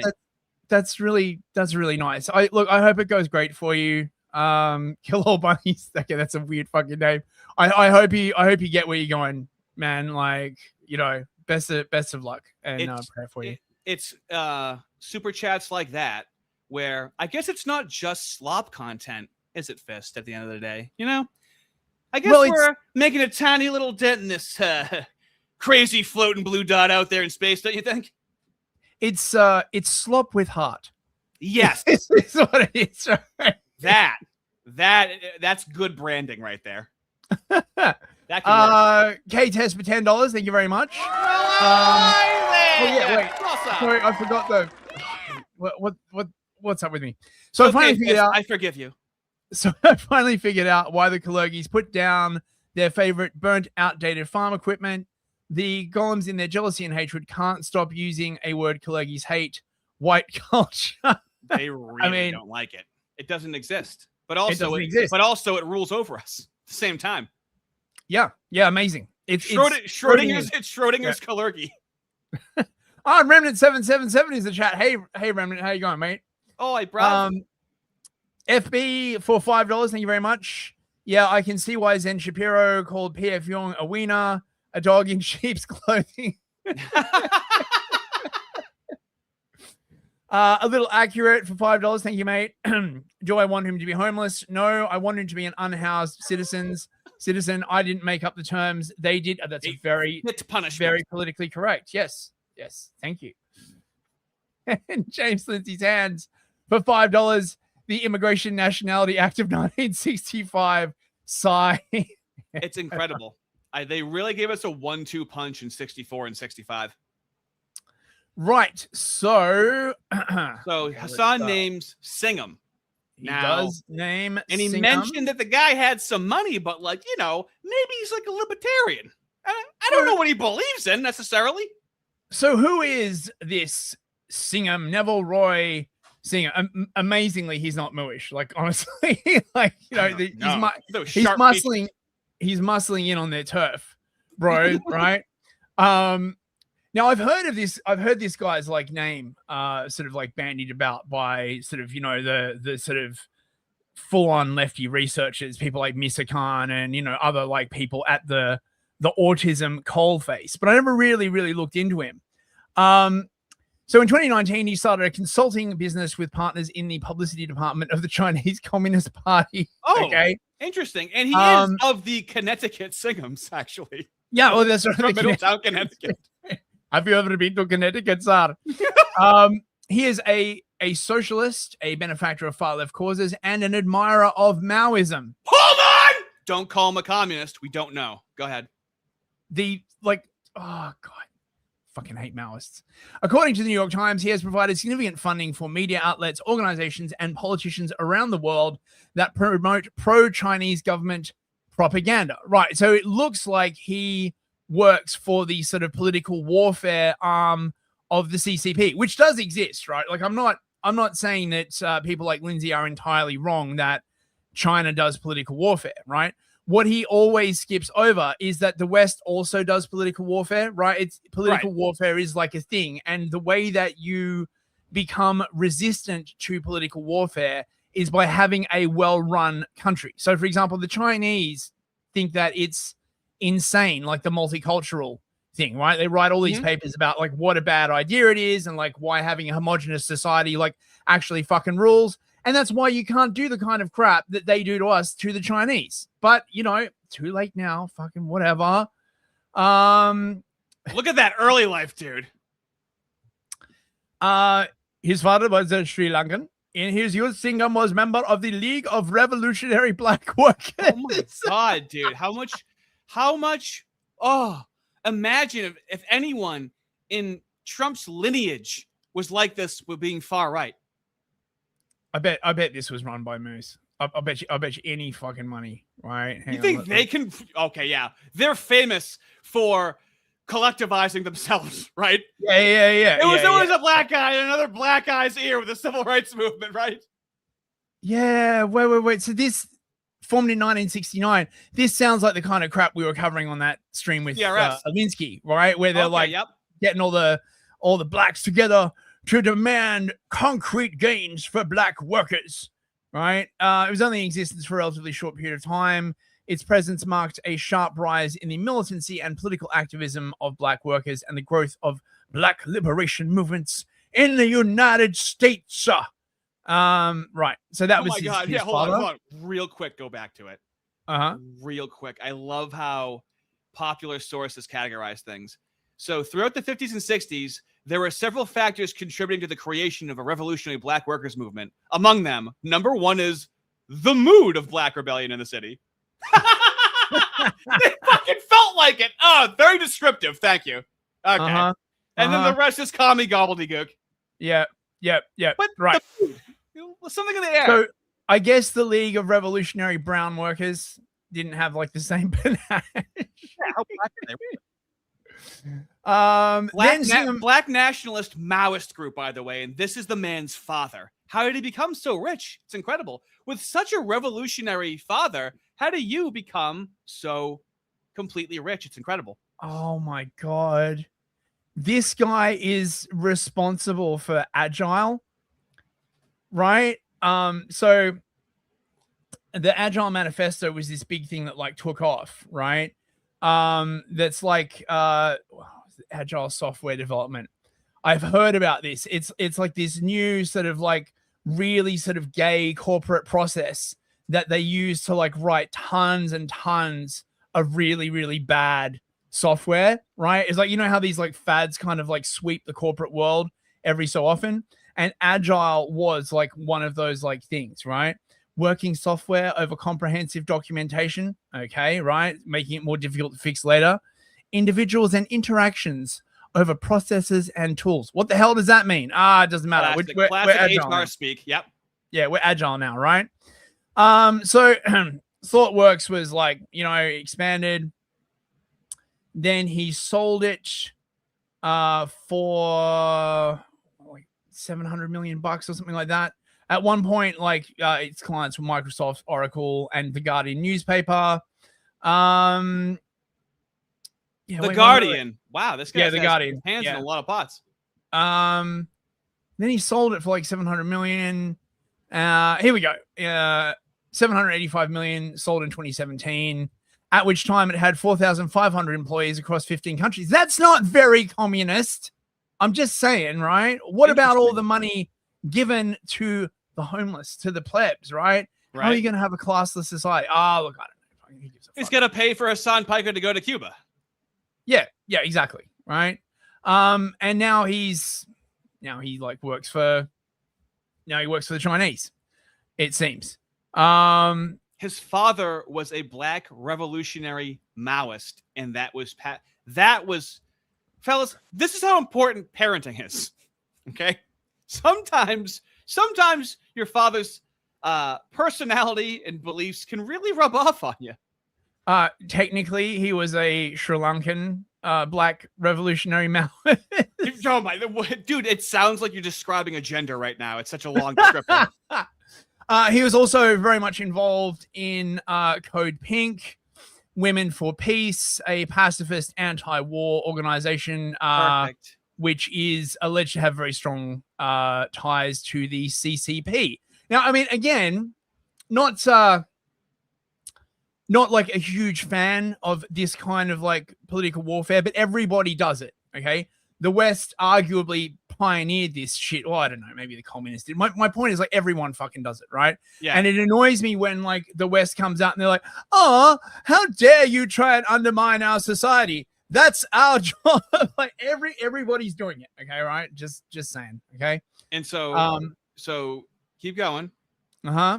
If you want to go, oh, actually, groups connected to Neville Roy Singham, yeah. Yep.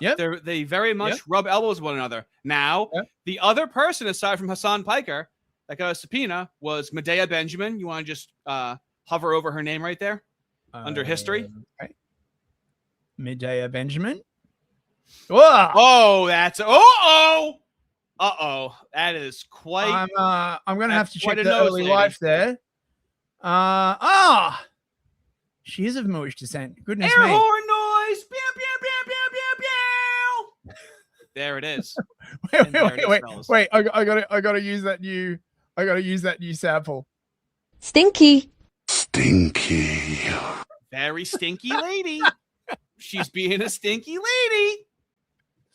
Incredible. They just keep popping up. It's like you don't even have to look for them. Stinky. And then do you got something on the PSL? I do. You seem to know more about this than I do. Well, not really. It just says Party for Socialism and Liberation. These are just like the name drops that Hasan Piker immediately squealed out. Okay. Now, the other ones seem to be more hidden, for Singham and about his father's history. This one's really tough to get around. Look at that crap. The leader is the Central Committee. This is how dedicated these people are to being like actual Leninists. Party for Socialism and Liberation, PSL, is a communist political party in the United States. PSL formed in 2004 when its members split from the Workers' World Party. You can tell a lot about commies by their like crappy logos, right? Yeah. It describes itself as a revolutionary socialist party in the Leninist tradition. So they seek to overthrow the government.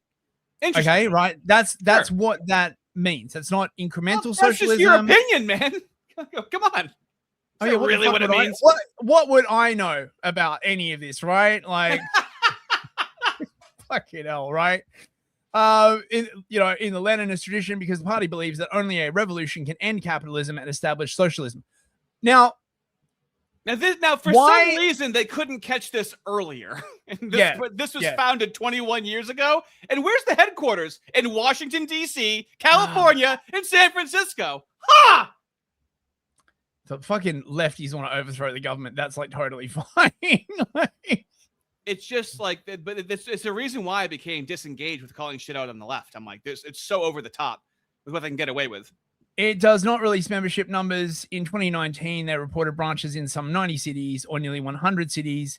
In 2022, they reported on organized presence in over 100 cities. So like, dude, openly conceal their membership. Okay. If there was like an American snazzy party, thank you, right, and they had like presence in over like 50 cities, like be all over that shit like a rash. And if they were like, we're not going to tell you how many members we have. It's crazy how we can't get any of the FBI to infiltrate these groups. Or they are, and they just work together. I guess I wouldn't consider that infiltration now, would I? They're democratic centralists, which means all members, including those who disagree, are duty-bound to publicly defend and carry out all PSL decisions. Right, so I presume this is the way to get around like the explosion in retarded democracy that started like taking over like the early communist things, where they're like, right, once the decision has been made, right, you have to abide by the decision of the ruler, and you can't like just re-vote it or whatever. It's the dictatorship of the proletariat. The party is the dictator. Now, this is interesting. Answer Coalition, I told you we were going to skip that, but he also mentioned Answer. So let's learn about that a little bit right now. When ANSWER was founded, many of ANSWER's lead organizations were members of the Workers' World Party. So it seems like the WWP was the genesis of this. This is a splinter group, right? Is what usually happens. A more radical party emerges from their existing parties, like Students for a Democratic Society. Sometimes like stuff just breaks down as well. Yep. So WWP seems to be like the OG Marxist-Leninist Communist Party, founded in 1959. How the fuck did they let this be founded in 1959? Because it's in New York City. How far away do you think this is from B'nai B'rith, from the ADL? Okay, come on. They split from the Socialist Workers Party. Yeah. So The WWP had its origins in the global class war tendency led by Sam Marcy and Vincent Copeland. Fucking commies, man. Fucking always with the bloody commies.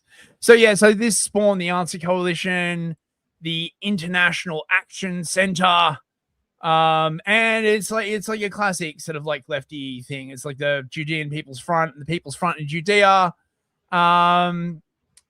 They had like their own news channel. Don't you have some video of Miss Yenta? Which Yenta? What's her name? No. I just wanted to show that these are all of the people and organizations that Hasan Piker exploded out of his mouth all at once on stream. So that's okay. Yeah, go ahead. Tucker had this guy, Richard Werner, on his show. This guy's like an economist. One of the things I love about the modern internet sort of like reaching the boomers is people have conversations like this that you can like watch, which would just be, shit, even 5 years ago, no fucking way. Yep. And China is actually an interesting case study to come to that conclusion too. If we look at the earlier phase of Chinese post-war development when Mao was in charge, yes, it was more or less a dictatorship. It was a communist, more or less dictatorship. And Mao took very unpleasant policies, clearly, and a lot of people died. Now, there's always this historians' view that, when people died, that was clearly wasn't intentional. But some facts about this are very disturbing. First of all, let's not forget that Mao indisputably was put in power by foreign interests. That's not even Russian. Well, what does Russian mean? I mean, I wonder where he's going to go with this. It was certainly Soviet.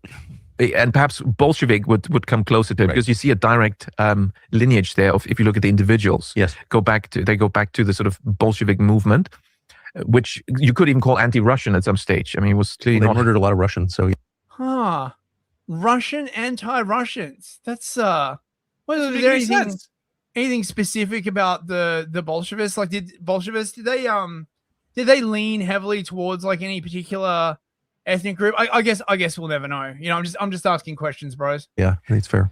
And so there is that link. So he was put in place by foreign interests on the one hand, and at the same time, then you look at the policies he took.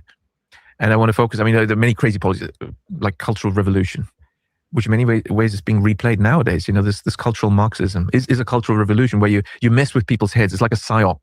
Yes. Red is not red and black is not black. You have to denounce yourself and denounce the facts and declare untruths to be true, sort of thing. A man is not a man. What is a woman? Doesn't this sound familiar? It does. That was also a big operation, the so-called cultural revolution. And then we had this great leap forward, which is economically a great leap backward. And then we had this famine, which is quite a mysterious thing. So I want to just briefly talk about this famine.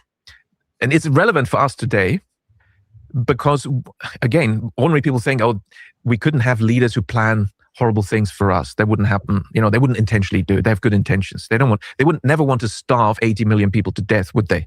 Well, here's the counter case. Yeah. It's not like our leaders would deliberately want to like starve millions of people or anything like that, right? Well, it's an accident. They get oopsies. See, that's not a genocide because it was a whoopsie-daisy, how you doing? We tried to feed them. We just failed.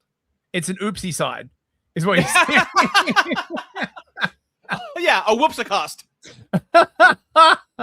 Bro. Man, I sure love eating food.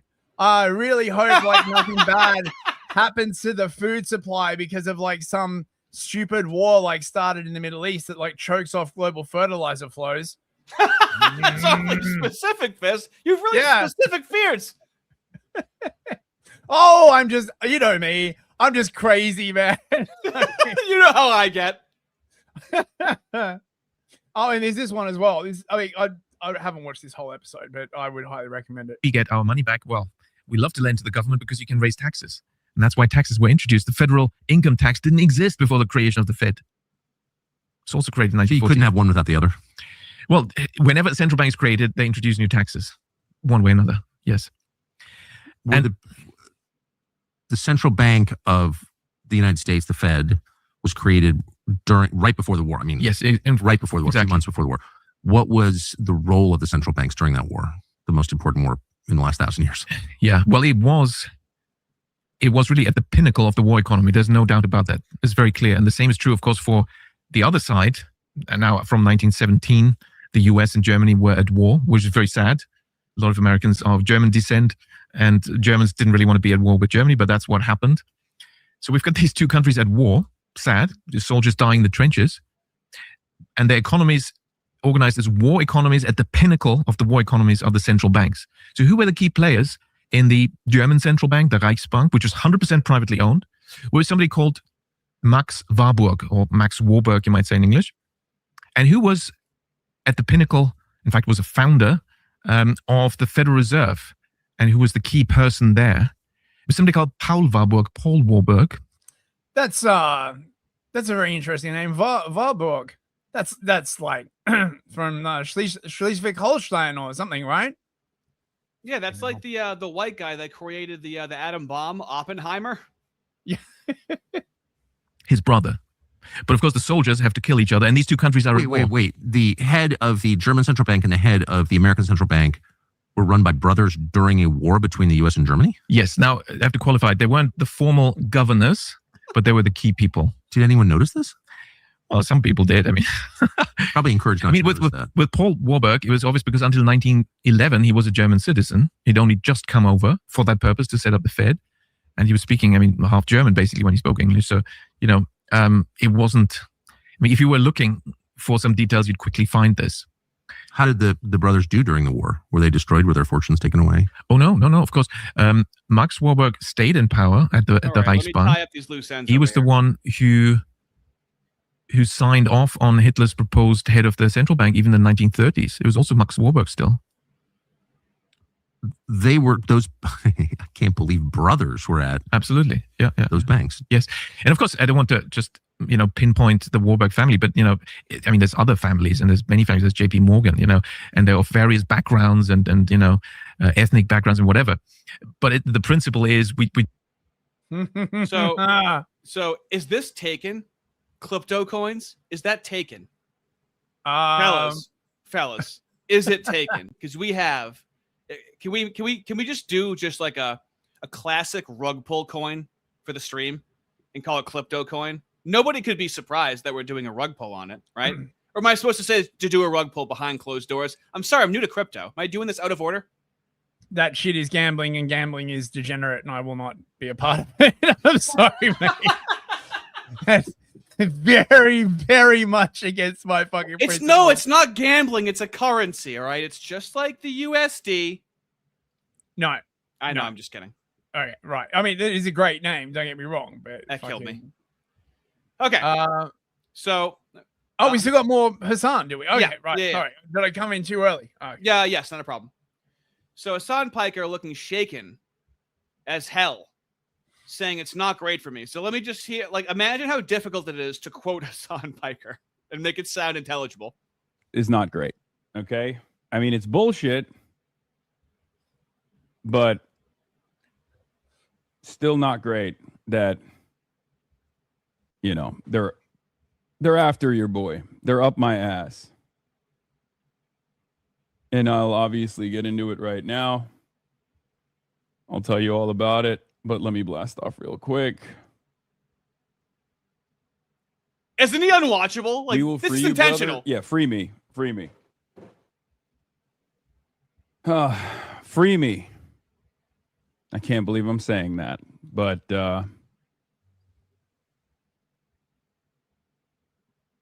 12 hours a day of this. Look at those quotes you can I'm about get. to be seemingly made an example of. Is not. Wait. He streams for 12 hours a day. Yeah, like every day. Oh. And it's just that the whole time. And Twitch lets him watch entire episodes of TV shows. And they just don't do anything about it. He's just allowed to just sit there and watch TV for 12 hours a day. But then he does commentary for an hour and a half. That suit is fucking terrible. Do you think the tailor that sold him that suit deliberately was trying to screw him over? He needs a suit that has narrow shoulders, or maybe it's because he's such a meathead. in my thumbnail for him. Here, I'll put it to you this way. This is how widely known this is. Okay? So I know that you're not from this community. You know, we're from two different planets, Fist, okay? I'm just saying, people from my planet really on board with what you're saying right now. You're speaking their language, okay? His head gets smaller and smaller. Oh, dude. And so now, what do we have? Oh, that was him celebrating the Trump DOJ going after somebody. Little hypocrisy action. Oh, here we go.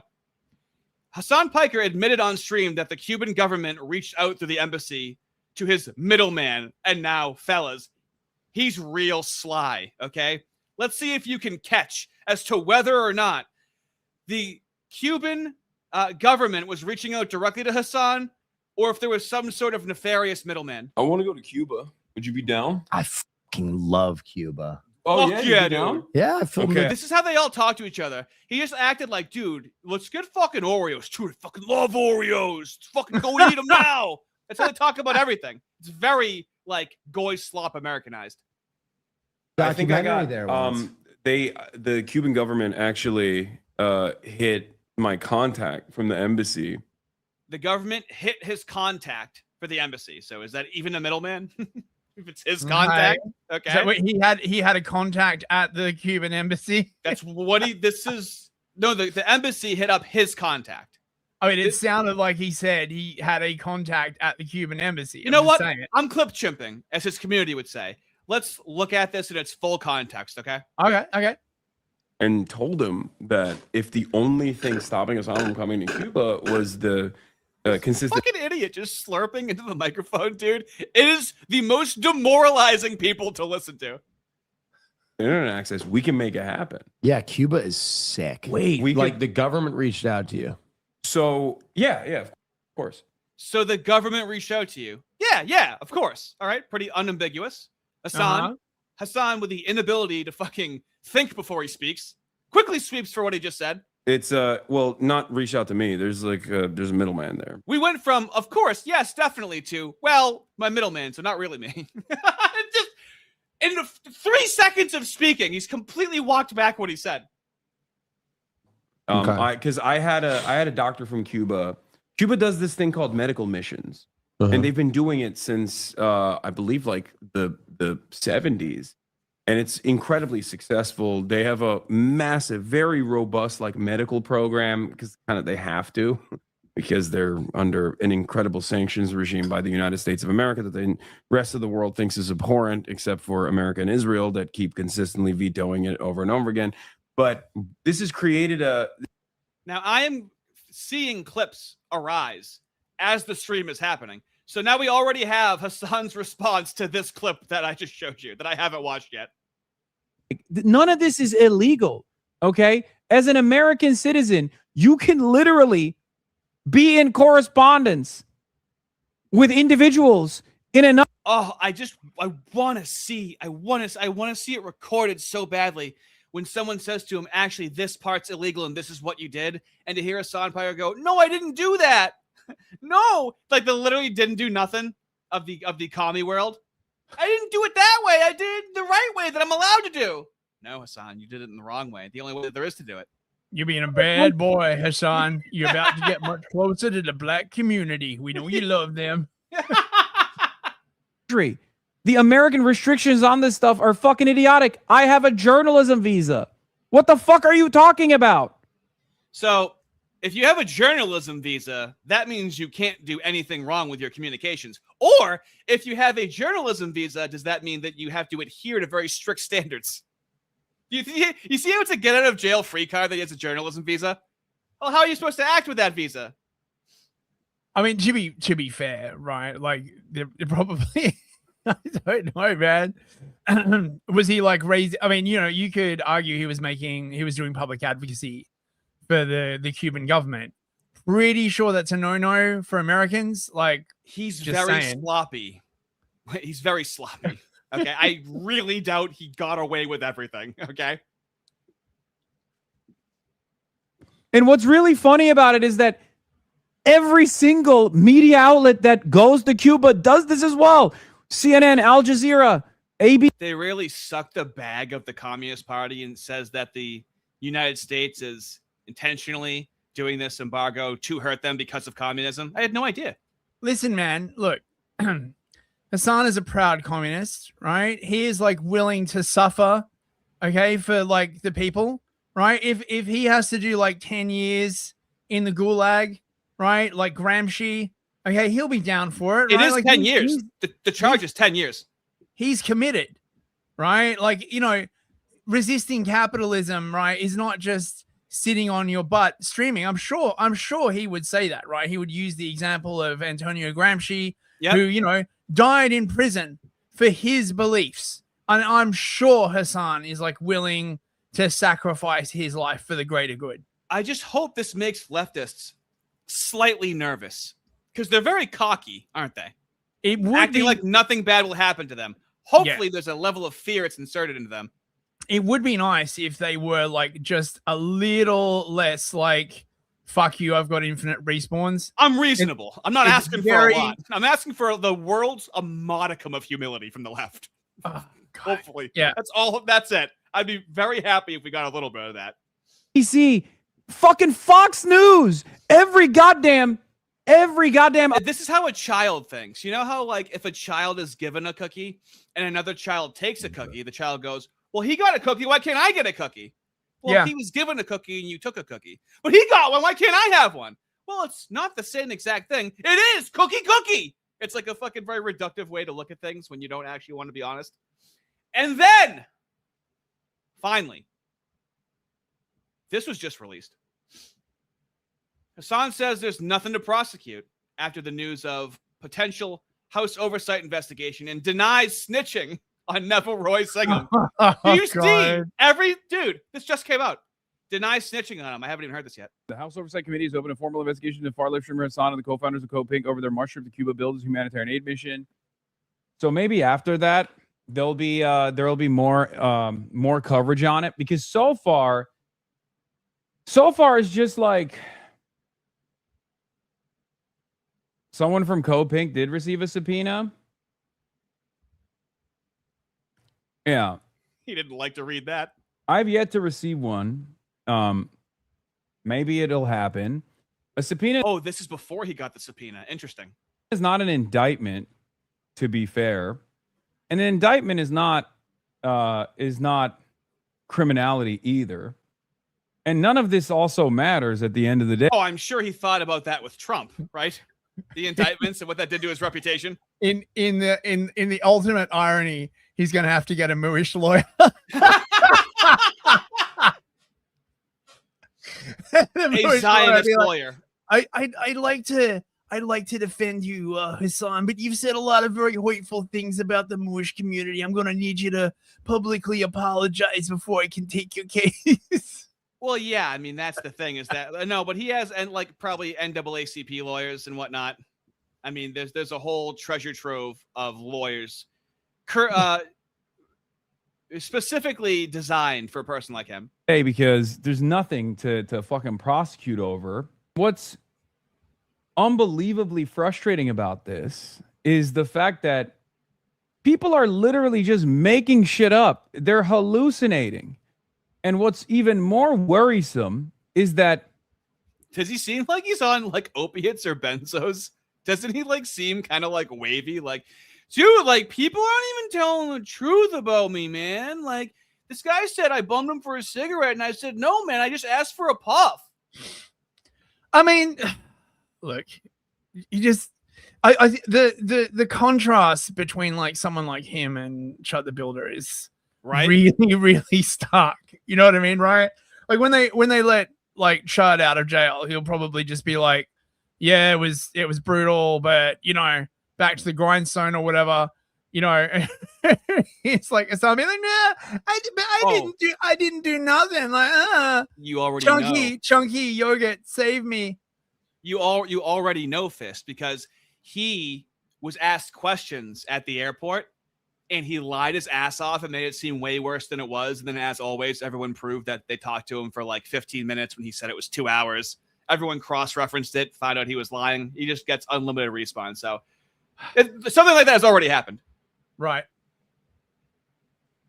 like this guy, I mean, this just showed up on my time. All the Chud replies to this seem to think there's a bolo and a federal warrant out for Hasan's arrest. Yeah. They're calling Hasan a snitch for saying this online as if he's ratting people out, but this is just publicly available information that's already been reported in the news. He's not leaking secrets. He's relaying the news. Yeah. What? I love it. Isn't where someone lives like publicly available information? Like, how much of a rat behavior is that where you don't even know you're ratting people out? It's publicly available information. I don't think anybody wants attention brought to it. Isn't that literally the fucking Streisand effect? When Barbara Streisand was publicly available, but she drew so much attention to it, and he doesn't understand this concept of maybe you should say that he's funding it. Make him work for it a little bit, Hasan. I don't understand. And I reposted this, I retweeted this, and I was like, the fuck are these guys talking about? Right? Like, Stu Smith did this thing where he will just like straight up take clips off of this broadcast. You know, now that you say it, if I had to make a guess, I would say benzos. It's like he's always like this and he doesn't drink, but I can't imagine someone, is he that Californian where he sounds like this? Because it's slowed down a little bit, doesn't it? Yeah. Benzos, Xanax or something like that would be some my sort of anti-anxiety, especially when he's in these situations all the time, right? Benzos work on the same neurological axis as alcohol. So you get sort of that similar kind of like slowed down, slightly like slurred kind of like thing. And I mean, and impair your speech like alcohol, like you're talking. Yeah, that's right. Yeah, exactly. Kind of like wet brain when you're like as you're talking, you're repeating, repeating the same word like this. I don't know how anyone could listen to me if I was talking like that. It pisses me off. So what, we can go to Soupies and have you enter into the realm of your package. My package. I didn't know how to say it. Okay. Sorry, mate. Matty Ice, $14. Thank you very much. Yeah, go on. Hope you had a good vacation. Well, Ardy had one. I just got back from mine. Mouse-faced Indians everywhere standing absent-mindedly in front of stairways and other high-traffic pathways. Mouse-faced? Where did you go, Matty? Mouse-faced? I don't know. Are they changing? Are they morphing? Lenny Grad for $5. Thank you, mate. Hasan actually looks like he has a stick up his hindquarters in that clip, like a puppet. He seems very uncomfortable. He already is wearing the suit that he's going to need anyway. It's very preemptive. Yeah, maybe that's why he started wearing a suit on screen. So like when they show it to the judge, yeah, it's like, would a dumb guy wear this? It's like, that's not being smart. That's wearing a nice suit. That's not being nice. That's wearing a nice suit. I don't understand the difference. We know you don't. Keep going, Hasan. Keep talking. Dissident Knight for $5 Australian. Thank you, mate. Oh, thank you, bro. 5 Clipto coin, please. Clipto coin. Very, very nice. Quagmire for $10. Thank you very much, mate. Oh, there you puffy wombat. Now, I don't want to speak too soon, but I feel like the winds have really genuinely changed for the Moose. The more I see from Tucker and others openly discussing the Moose, the more hopeful I get. Yeah, there does seem to have been a distinct vibe shift. I don't think it can be reversed, actually. This is why I don't believe in the Fell For It Again award, okay? Can we just let ourselves be excited? I don't have sports anymore. I don't get excited anymore. This is actually exciting. Commies are getting called out. The Moves have absolutely no alternatives, and it seems like they can't do anything about it. Just let yourself be excited. Nothing bad happens. Well, it's certainly going to be interesting. Ancient Hybrid, 2 months membership. Thank you, mate. Oh, thank you, bruv. Lenny Grad, 2 months membership. Thank you, Lenny. All the insidious methods of the feds couldn't have been unleashed on a nicely guy. Yeah, I know, right? New GM for $10. Hey, Nuge, how you doing, mate? It would be the butteriest kipper if the left continued to act as if infinite respawns, but in fact had no respawns. Let a boy daydream, damn it. Oh, That's what I'm saying. Oh, I have desire again, right? It's like They I'm hit- lusting after a woman, but it's a political outcome. They hit the respawn button and it just doesn't work. Fucking thing's Like- broken. Get Ari on the phone. Hey, respawn Yeah. button's not working, dude. What's going on? You're like, why is my respawn? Your respawns have been cut off, I'm afraid, Hasan. We're going in a new direction. Like, no! Oh, he's facing the wall. Fucking, he's the first one facing the wall, dude. Are you kidding me? And Andrew's animatics for 2 months. Thank you very much. Right. Bruv. Super chat's achieved. I'm Let's now hopping go into Fist onto Pump, my and he's going to delicious carry me package. up the stairs and lay me down tenderly. Here we go, Fist. Right. So this clip has been this interview has been doing the rounds. Shout out to Wilsey, the tall black, well, half black individual who used to work for Resistance GB but now works for Vox Populi. He's a good lad. And he's blowing up now. Half of him is. It's amazing. It's amazing to see. I've known him for like ages. He's been around the scene. I should try and like interview him or something actually. You're getting there, Fist. You're getting there, buddy. Okay. Well, I mean, look, I mean, this fucking Elon Musk retweeted this, man, right? Like this just went all over the place, right? Now, a bit of context. This is in a town called Makerfield in England, and it is currently undergoing an election because the Labour Party in the UK need they need a new leader, right? Starmer's like played out, but there's still so much to do. So much. They got to get digital ID in. They got to censor the internet. They need a central bank digital currency. All these glorious things that have to happen. Busy bees. Before 2030. I can't wait, man. Can't wait, right? To, trust the government. So in order to get an actual like leader that is not like just completely repellent, because all the top echelon of the Labour Party are basically tards. They have decided to bring in this guy called Andy Burnham, who is like the current mayor of Manchester. He'll say whatever you want, basically, right? Like, he's a politician, right? So, just you tell him what to say, wind him up. And to do this, the current MP for Makerfield resigned, triggering a by-election at which Andy Burnham is now running. If he wins that election, he gets admitted to Parliament and he can then be the leader of the Labour Party. However, the plebs of Makerfield, right, the little people, the filthy, no political parties, the poors, right, they sort of object being used in this way. I don't know why. I mean, what do they think they're there for, right? Like, oh my God, right, to be listened to. Ugh. And so Restore are running a candidate in Makerfield, and Wilsey has been doing some work adjacent to Restore. He's been interviewing everyone, mate. Hell yeah. And he came across this gentleman who I believe his name is Frank Wright. Wait, hang on, let me find it. It's Frank Wright, isn't it? Frank Ryder. Give this guy a follow. He does good work. He's like an undiscovered intellectual. Oh, right? So he's okay. So that makes more sense. But yeah, but I mean, he's still just kind of.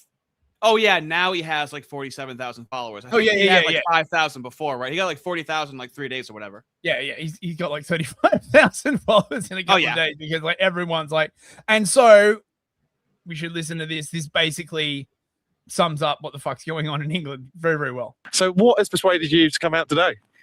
Well, we've driven up, my son and I, from Newbury because obviously we can see the state of the nation and there's a national emergency and we need to obviously think about the future. What kind of country are we going to have for our children? Or are we going to have a nation at all? Now, I'd rather live in a nation and not a market, not a borderless international supermarket browsed by mutually hostile strangers, not something that reduces... Pause it really quickly. Okay. That's a bit racist of you there, Frank. Like, don't you know that, like, the ethnically diverse supermarket is the country of the future? Something that we can learn from the Brits. Fellas in the United States with dissident, publicly unacceptable opinions. For the love of God, listen to how the fucking British speak about things that you feel about and mirror their fucking rhetoric, okay? The way that they explain it is normie coded. This is why the message went far and wide. They weren't spread out at all. Also, because things are a lot worse in England than they are in sort of significant parts of America, right? Like, obviously you have the highly diverse urban areas, but there's a lot of America that's still like basically fine, right? So it's because like this is the thing the government's always like, oh, the only reason people don't like us and they're saying stuff is because of social media. No, it's because of the facts on the ground, right? It's because shit has changed. Everybody can see it. And you just continually gaslighting the shit out of everyone is just making everyone more angry. It's all to bargain hunters. We need to save the nation, and I think that Rupert Lowe's Restore Britain is the only credible vehicle to do that. What was it that made you come over? What were the issues that pulled you to Restore, and what was the moment? Well, you can see that there's obviously there's the bankruptcy of the general liberal idea. There's the fact that you get a sense that the Western idea and the ideas we've had since the Second World War are winding down themselves. And at the same time, you can't escape the fact that we appear to be morally as well as financially bankrupt across the West, across Europe, and in Britain, that the whole system is in a form of crisis. If you like, what we used to call normal life has been replaced by... I like how he starts out just morally and conceptually. It's a great starting point. Well, see, this is very forbidden hate speech, obviously, right? To say that the liberal idea is bankrupt. Who do you think you are, sir? Right? The liberal idea is alive and well. The whole of the UK will be a diverse Bangladeshi supermarket. And we will be much richer for it, right? Gone will be the old, views of Shakespeare and, replaced instead by many people speaking Bangladeshi and Gujarati and Urdu. And I can't wait for that outcome. Don't you hate how you know what those are called? Yeah, I do. I actually know like way too much about this shit. Like all this stuff right? I never wanted to learn, right? I never wanted to go to that part of the world, right? And the government's like, well, how about we bring that part of the world to you? Like a permanent state of emergency in terms of our social incohesion, in terms of demographic change, in terms of the fact that there appear to be no realistic solutions offered, and whoever you vote for, the same mad policies get continued throughout your life. And that's what I've seen the last 30 years. And if it goes on, we're finished. So what does finished look like? What does finished look like? Finished looks like an economic collapse. Finished looks like spending all your money on foreign wars when nothing works in the country. Finished looks like you can't get a job for being competent. There's no sanity even in recruitment. We have a competency crisis because for increasingly ideological and insane reasons. I've heard Gavin McInnes say it so many times for so long now. And it's great. It's great to hear. Competency. It's how I explain it to my mom. It's a competency crisis. I love that messaging. Oh yeah, and it's biting really, really hard in the UK. It's just insane. Like there's so much shit that just doesn't work anymore because all the people that made it work have been like swapped out for Browns, and they don't give a shit, right? Like they get into like any kind of organization and they just turn it into an ethnic cartel. Yep. Right, and they just because that's why India is India, right? That is why Africa is Africa. That's how they fucking operate. Employment opportunities, even training opportunities are restricted. There's one news story after another about why, for political reasons, we're doing mad things that bankrupt the country, that basically park people's careers, that exclude talented people of genuine principle from any area of influence whatsoever. And taken collectively, this is the politics and economics of national suicide. So it has to stop. And there's increasingly a sense, not just in Britain, but throughout the West, that something has to change. And I think that's only going to build as we begin to see the devastating consequences of the latest round of reckless warmongering in the Middle East, which we should never have been involved in, but we're all going to have to live with those consequences. And from this summer on, we're going to see how bitter they are. And it's only going to get worse unless we change the system. And there's no real change that's offered by the parties of the forced consensus. That was the liberal establishment after the Second World War, and it doesn't work anymore. And it hasn't produced the utopia it's promised. It's produced a sort of hell on earth from which there seems to be no way out. But they're a criminal enterprise. It's a zero. Sorry about that. Yep, not a problem. Actually, right, there are no documented examples of like false utopias producing a hell on the earth, on Earth. Fact check, right? Real liberal utopianism has never been tried.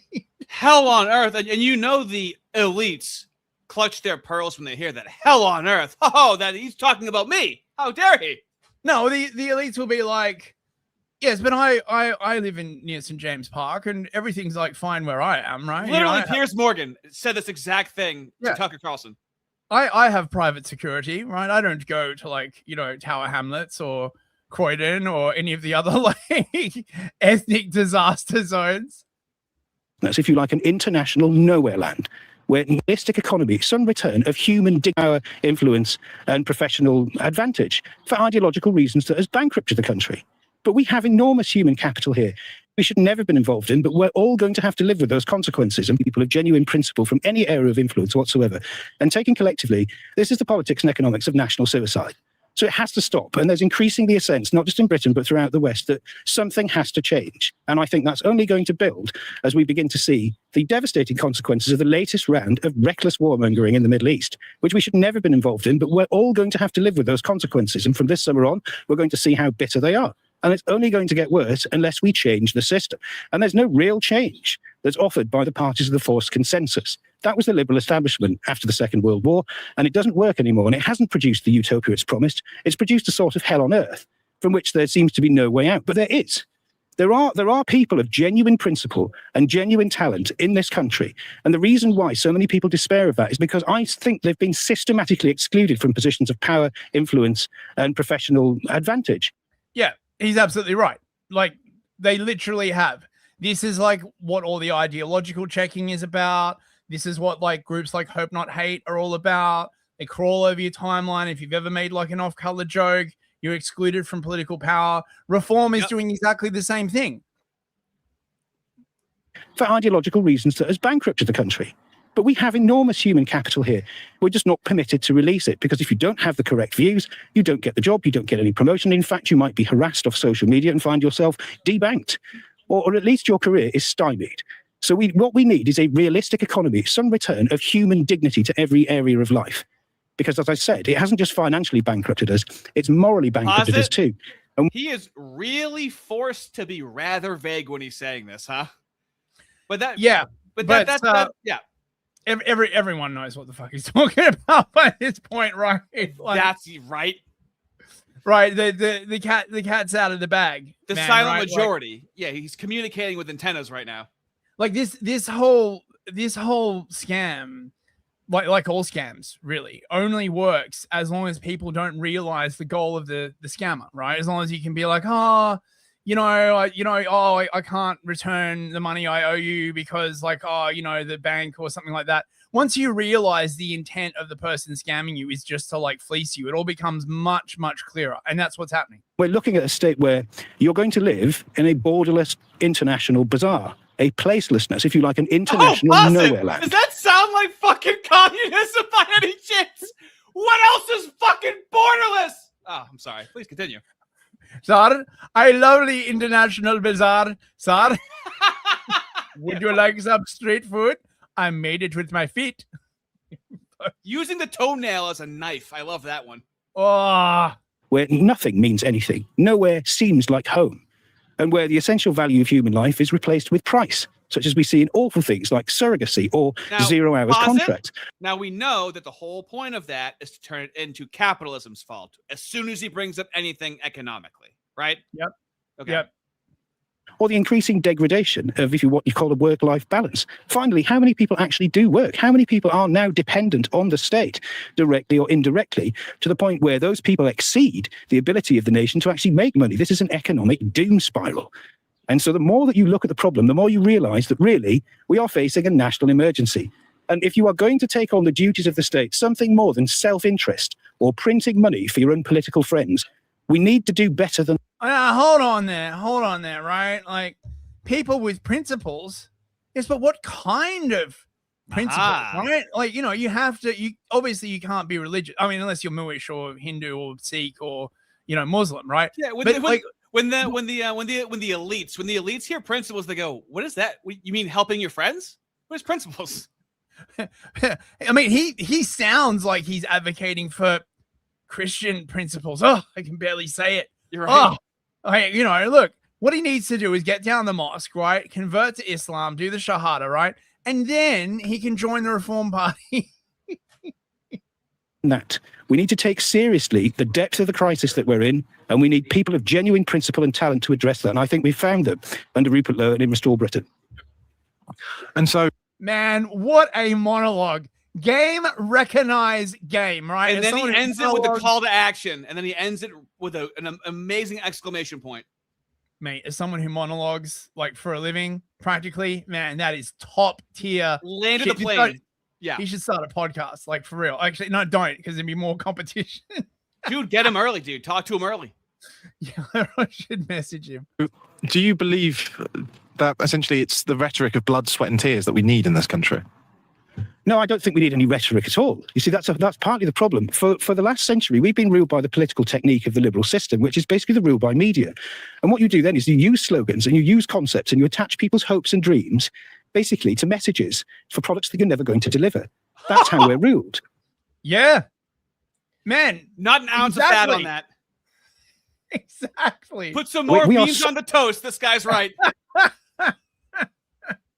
Old dreams, our desires are stimulated by, if you like, the kind of ruling consensus. But none of these things ever happen. And instead, what happens is what the elites want to happen. And so we get involved in these terrible economic doom spirals. We see the quality of our lives degraded as margins are shaved. Everything's subject to shrinkflation now. It's not just your chocolate bars that are getting smaller. It's the value of your wages. It's your ability to earn a living. It's the kind of job that you have to do so. Usually a kind of dignity-free environment, right, where you're slowly choked to death by the lanyard and its terms and conditions. So if we have just more empty rhetoric, we're not going to get anywhere. You need credible people of genuine integrity and experience and ability who are committed to some higher purpose than themselves.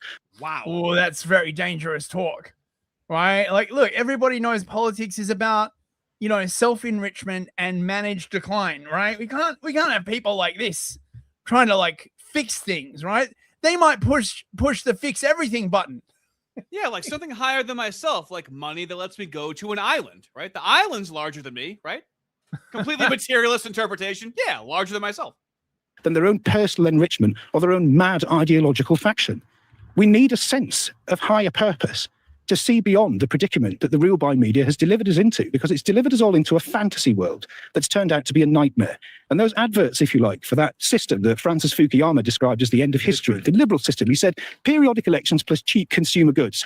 And that was the final verdict on the organization of mankind, and we could never do any better. Well, it hasn't delivered, has it? The elections have delivered political paralysis in Britain and in France and in Germany, the major powers of Europe. And so... Yeah, because the elections aren't free. Right, they were never meant to be free, right? The kind of elections that people like Fukuyama like imagined, right, was like, I guess what you'd call like managed democracy, right? Mm-hmm. You get choice between center right or center left, and everybody else apart from that is like boxed out, basically, right? And then therefore any problems that like are outside that frame, any grievances that are outside that frame get completely ignored.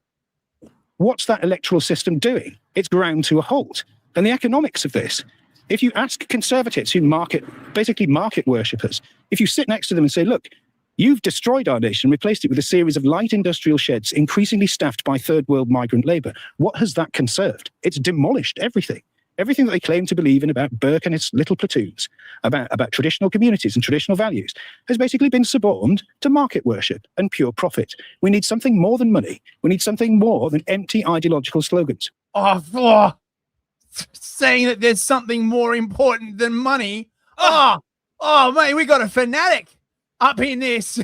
That's what Nazis say. See, because you know what they want more than money, and it's to hurt people. That's what it is. Yeah.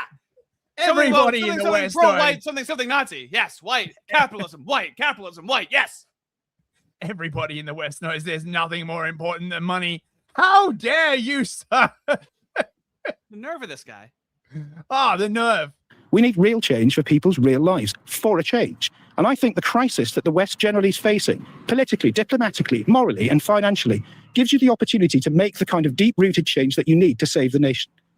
And where is it you think that reform has fallen into, you know, these traps are falling for this? Because obviously you've chosen restore over reform. Yeah. And you've already mentioned the Iran war, and they obviously want to back the Americans. Pause it real quick. No. Just for the non-Brits, can you explain what reform and what restore is? Like just as a quick overview. Yeah. So reform is headed by Nigel Farage, right? Who was sort of described as like the Trump of the UK. And actually, I think that's right because he's Okay. a great friend of Israel. He's a very, very shallow I guy. see what you're doing. All right. Right. He's he's got that sort of like game show host kind of like thing. Farage really just like loves to sort of be popular, right? Like most of the people I know who know him say that he's got basically no real principles. He was the head of UKIP, right, which was delivered like the Brexit thing.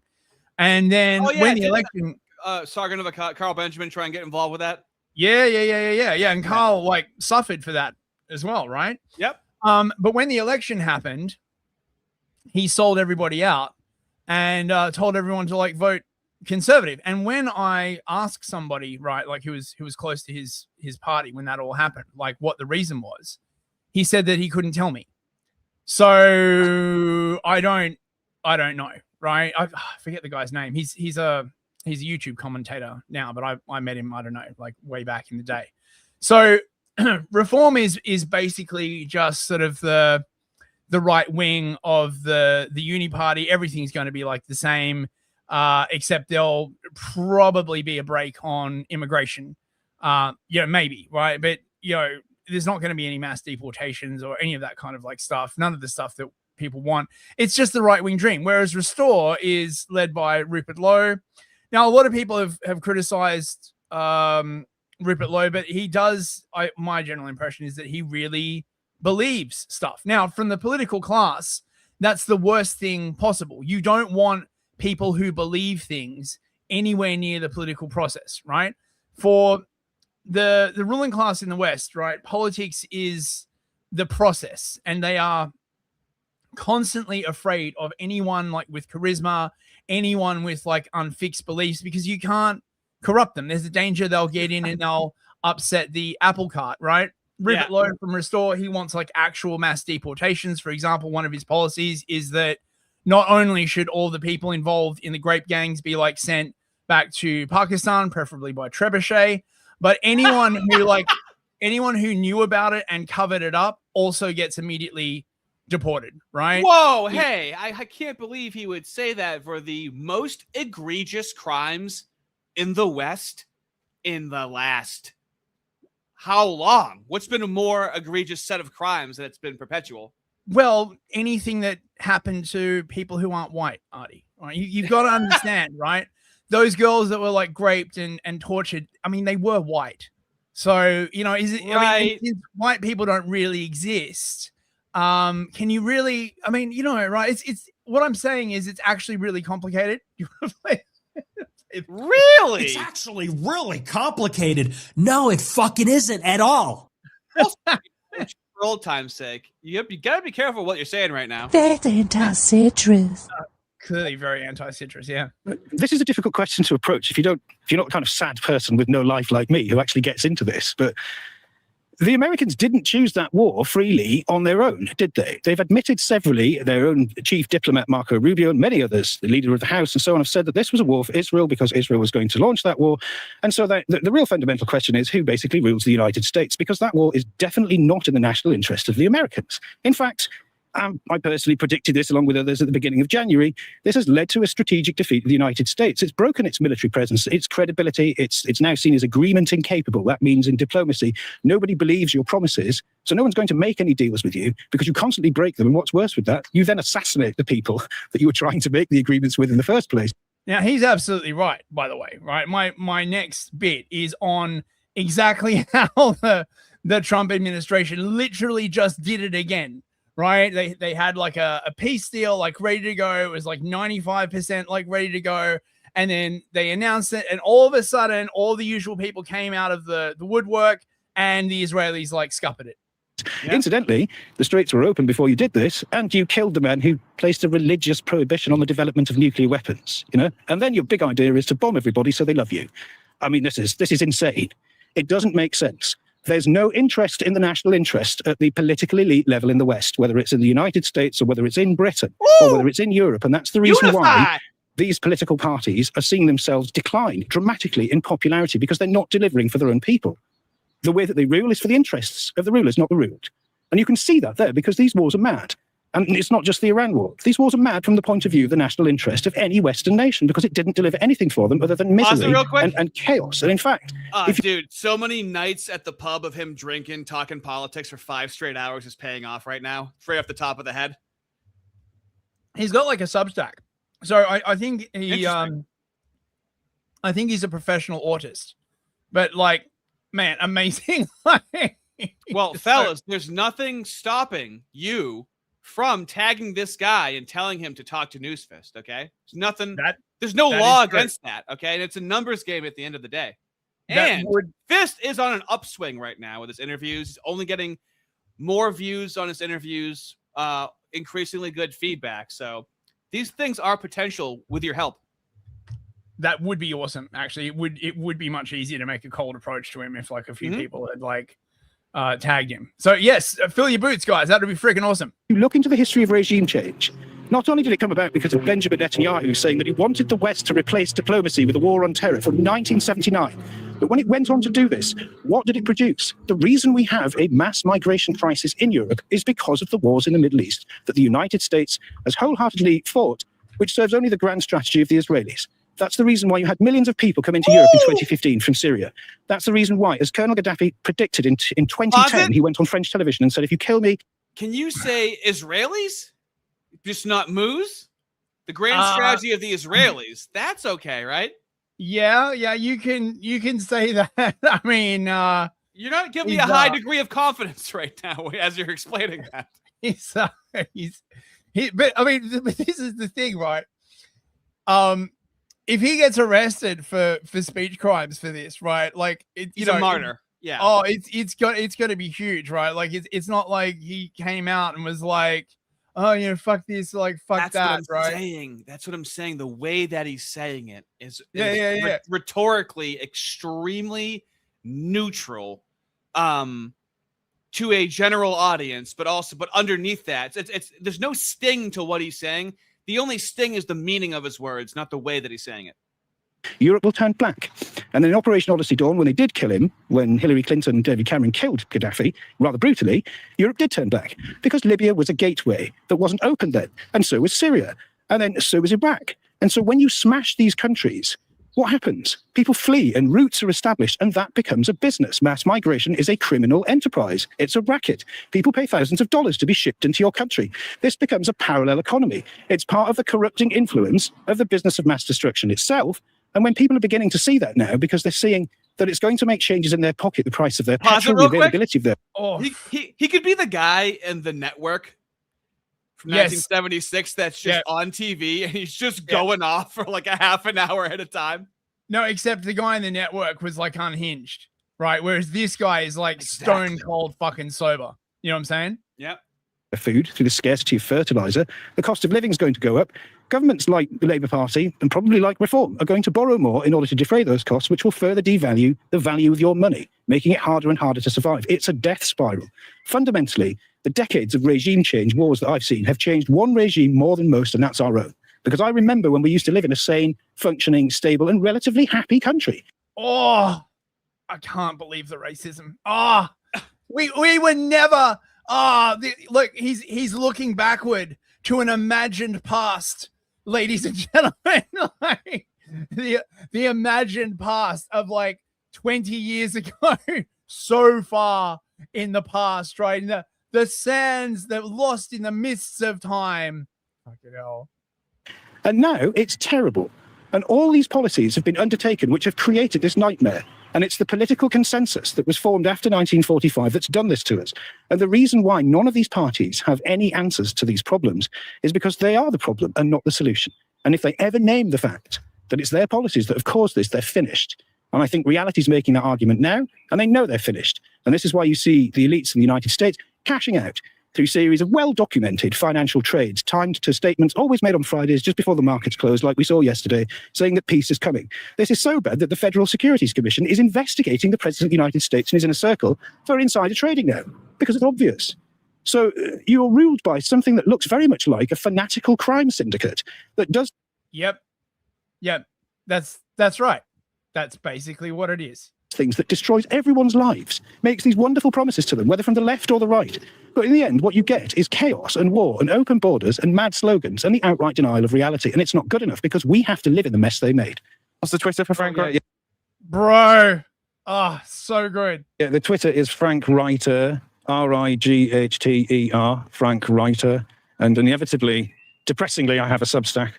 And I do videos for LifeSite News. We got to help this guy. Oh, man. I'm sure he's going to be fine, but isn't that heartbreaking to hear him say it like that before this went viral? Whatever, I have whatever thing, no one's listening to it. Well, that's going to change, buddy. Never give up, bros. Never give up. You might be grinding away, right? Also, Again, Arden Party, best mod in the business, already tagged the man and already said something. Oh, very Tagging nice. you. Thank you very much, Arden. So yeah, right. So that's that's like the best thing I've seen in ages, honestly. Right? Right. Super chats. Sure. Let's see. What have we got? New jam for $5. Fist, you like that blephilim? I don't know what that means.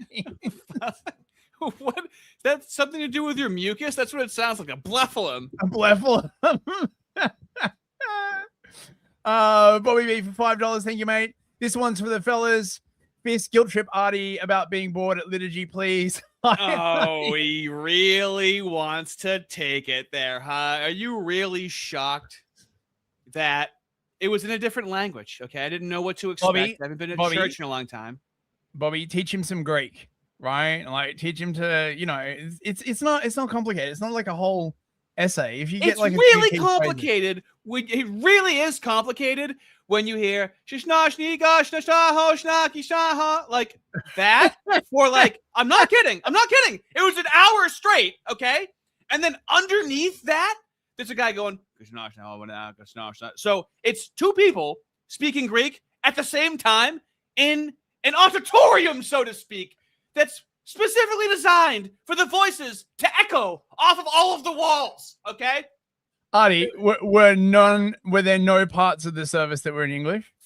Bobby, am I lying if I say less than 10%? Right. Well, then the important parts were in English, mate.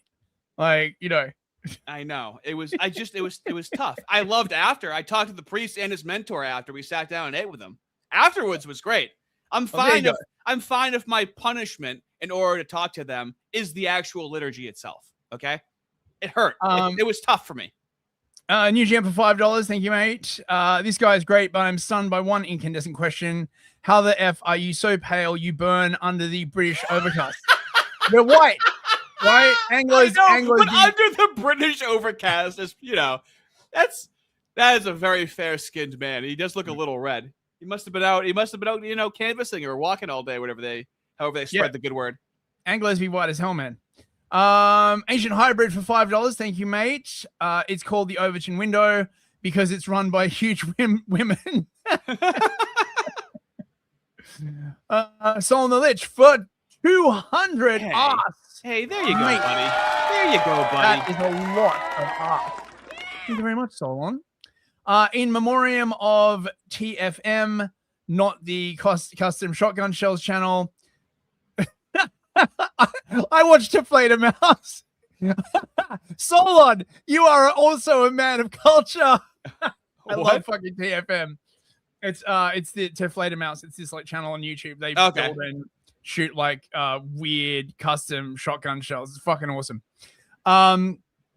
Who said when people recognize that being called anti-memetic or a racer as less damaging than whatever this Weimar wizardry is, we are ready. TFM said nothing wrong. I don't know who TFM is, but thank you very much, Solon. Let me see. Years again for $5. Thank you, Years. Thank you. There are many of us based Anglo autists, and this man is our king. Unbelievable. Precisely. And Phoenician, 8 months membership. Thank you, mate. That's a good chunk, Phoenician. Thank you very much. Fist, I'm having to learn more heresies to help my grandfather. Prayers are appreciated, fellas.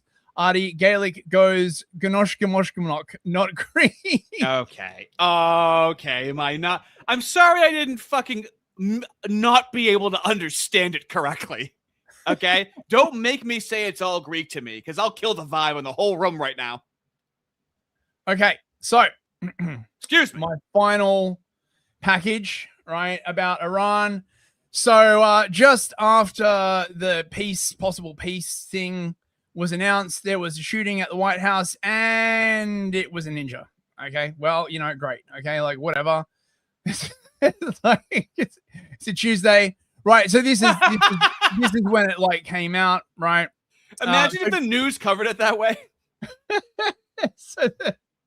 So Trump came out. He just had like a very good call with all of the Gulf states, basically. Okay, so Saudi, UAE, Qatar, Pakistan, Turkey, Egypt, Jordan, and Bahrain, right, about the Iran thing. Okay, right? And they're like, we've got a memorandum of understanding pertaining to peace. I love peace. It's going to be the best peace you've ever heard. And then he like had a call with Bibi, of course, afterwards, right? Final aspects and details of the deal are currently being discussed and will be announced shortly. And all of the usual people were like, oh my God, peace, there might be peace breaking out. No. Right? Classic. Ted Cruz is like, oh, I'm very, very concerned. We still haven't killed all the Iranians yet. They still have their own government. Blah, blah, blah, blah, blah. Trump believes in peace through strength and, starving half the world, right? Like, on behalf of Israel. What are we going to do, right? Now, Cruz seems to have changed some of his positions recently. I know this is shocking, right? That, but Do you think on Israel, do you think they could defeat Iran without America's help? Yes. You look at the 12-Day War. Mhm. The 12-Day War, Israel completely decimated Iran, and they did almost the entirety of that war on their own. You look at their bombing raids, and I will tell you, the Mossad, their intelligence penetration is extraordinary. So, yeah, right. So Cruz is like, yeah, but they can Mark Levin, of course, incandescent as always. My view is simple. This regime needs to be defeated. And I'll leave it to the experts to figure out, but there are general things that need to be done. Number one, militarily, there's more that needs to be done. And we kind of stopped about 3/4 of the way through. Economically. We're already 3/4 of the way there. Ardy, did you know that, right? The other 25% just involves like a ground invasion and a 30-year occupation and like fighting constant like insurgency, right? It's just the last 25% has to be done, right? It's easier to understand as a percentage. Yeah, well, look, Levine is a big picture guy, right? Like, he doesn't want to get involved with the nitty gritty, right? That's your job to send your sons and now daughters for some fucking insane reason, right? To die for Israel, right? He'll be there comfy in his little studio, right? Like, talking to like Trump and stuff. He's going to be fine. I know many in the chat would probably be very, very concerned that this might negatively affect Mark Levin in some way. Don't worry. I have it on very good authority that he is not going to be sent to the front lines if there is any kind of like invasion. So we can all breathe easy about that. That strait needs to be open, so they need to be choked. And there are choke points along there that could literally destroy the Iranian economy even more than it is now. But number three, my view again, is we need to arm the Iranians. To suggest, why don't you arm the British, you motherfucker? Oh, we need to arm the Iranians. That they rise up with their bare hands again. They've demonstrated they are courageous people. They are strong people. I think about what took place in the founding of the state of Israel when the Israelis, the Jews, were attacked by the Arabs who would not accept the partition. And there were a lot of arms, perhaps not enough, but a lot of arms that were secreted into the Jewish forces, the Israeli forces, to fight back. That's Posit? There were arms that were secreted. Why do they talk this way? I don't know. I think in their mind, right, like everything is basically the Warsaw Ghetto and the 67 war, right? Like they're literally sort of trapped by history and like a fly in amber, right? They speak like they're propagandized. Like they gotta go right back to the script. Yeah, and they just think that, you know, the reason why they won these things is just because they're so awesome and superior, and you know, and so they can just do the same thing infinitely. Again, I've talked about this before, right? Like one of the big problems that America and Israel have is that they don't really have kind of like new ideas, because most of their ideas basically involve decapitation strikes, fomenting armed uprisings, and perfidy. So, you know, like assassinations and going back on their agreements. But all of these like have diminishing returns. Like they only work in a high trust society, right? Like funny you should, you know, mention that kind of thing, right? Like, so when the UN was sort of mostly working, you could do that kind of stuff because no one was expecting it. Now everybody is expecting it, right? Like when you deal with the Americans or you deal with the Israelis, you expect that they are going to go back on their word. You expect they're going to try and assassinate your negotiators. You expect that they're going to try and run guns into your country and like foment unrest, right? Like everybody's seen this happen like multiple times. Now, there's nothing new about this game plan. The Reagan administration, when we armed the Mujahideen and the Northern Alliance in Afghanistan, the Contras in Nicaragua and so forth, that was a big part of the Reagan. See, it's like, yes, we've done this playbook many times before, right? But the Iranians have been watching this entire time, right? You do this playbook over and over and over, and they saw you coming from a fucking mile away. Like, yeah, if you see things coming, imagine how much the Iranians see things coming. Oh, fuck yeah, right? yeah, exactly. Doctrine, where we didn't have to put our troops on the ground, but they're people who want to be liberated and free. And in Iran, they've made it clear multiple times, those people who put their lives on the line. You got 92 million people. They're about 8. Is that where the United States gets their liberation theory from? These people want to be liberated, and we have to liberate them. I love the usage of that. Yeah, but it's entirely cynical and like they're never going to go in and like liberate Gaza. Well, it's okay as long as they try to. That's or liberate the English or shit like that, right? They're only interested in like liberating people in countries whose governments they want to overthrow.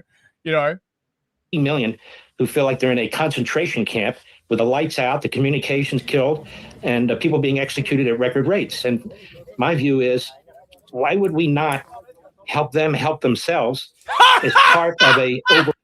It's just the mooiest thing. I hear a lot of mooey things, and usually we would have to intuit that statement, right? Usually we would be saying that in a backhanded way. We need to help them help themselves. Dead serious. Overall comprehensive battle plan. So that's what I've been arguing about here in the United States.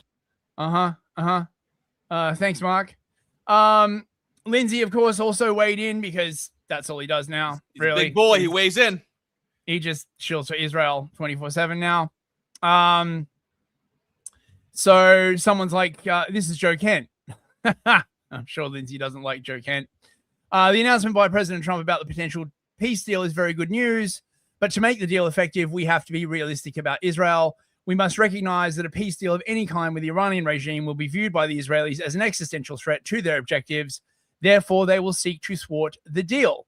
To stop the Israelis from thwarting a potential peace deal, we will have to take away the military support that we provide that allows them to go on the offensive against Iran and make it clear that more will be taken from them if they attack Lebanon, right? And Lindsay's like, oh my God, just give it a rest.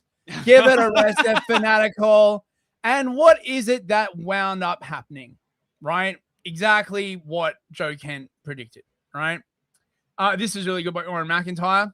Well, who's the panicking now? You remember when, right, everyone was like freaking out about the US going to war in Iran, and all the Israel supporters were going around saying like, oh, stop being a panicking, right? It'll be easy. It'll be like easy in, easy out, 2 weeks max. Nothing possibly can go wrong. Quickly shifting plan. Fucking hell. Randy Fine, of course. Again, the mullahs will never have a nuclear weapon. They don't have a nuclear weapon, you fucking massive idiot, right? Whoa. Hey, Khomeini, Careful what you Khamenei- say about Randy Fine, okay? Now, I promise you guys, I know that some of you will think that this is in fact AI. This is not AI. This is what he sounds like. Tried the love us thing for about 3,000 years. That's not him. That was the wrong move. I'm sorry. I'm trying to find where they've never done anything wrong, and I can't find it right now. But please continue. Now, this is sort of this is a sort of good indication of like, you know, where sort of things are basically in Israel at the moment. Check this out. What do we tell our kids? That we have failed yet again? It's embarrassing. 40 days of war, 40 days of ceasefire, thousands of lives lost, the largest disruption to the world energy supply since the 70s. And then the next question is, what has Trump and Israel actually gotten from this war? Well, unfortunately, not much. I mean, yes, we got rid of some of the leaders of the Islamic Republic of Iran. But from where I'm standing, it's not enough. The issue is...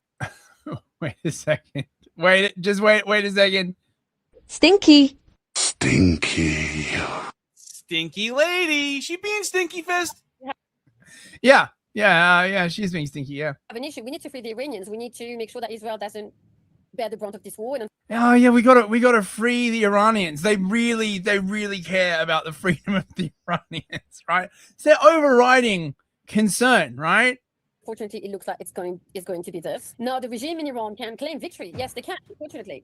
If the regime doesn't collapse in the next few weeks. I don't know what's going to happen, because the longer you wait, the more effort we would have to exert in order to win.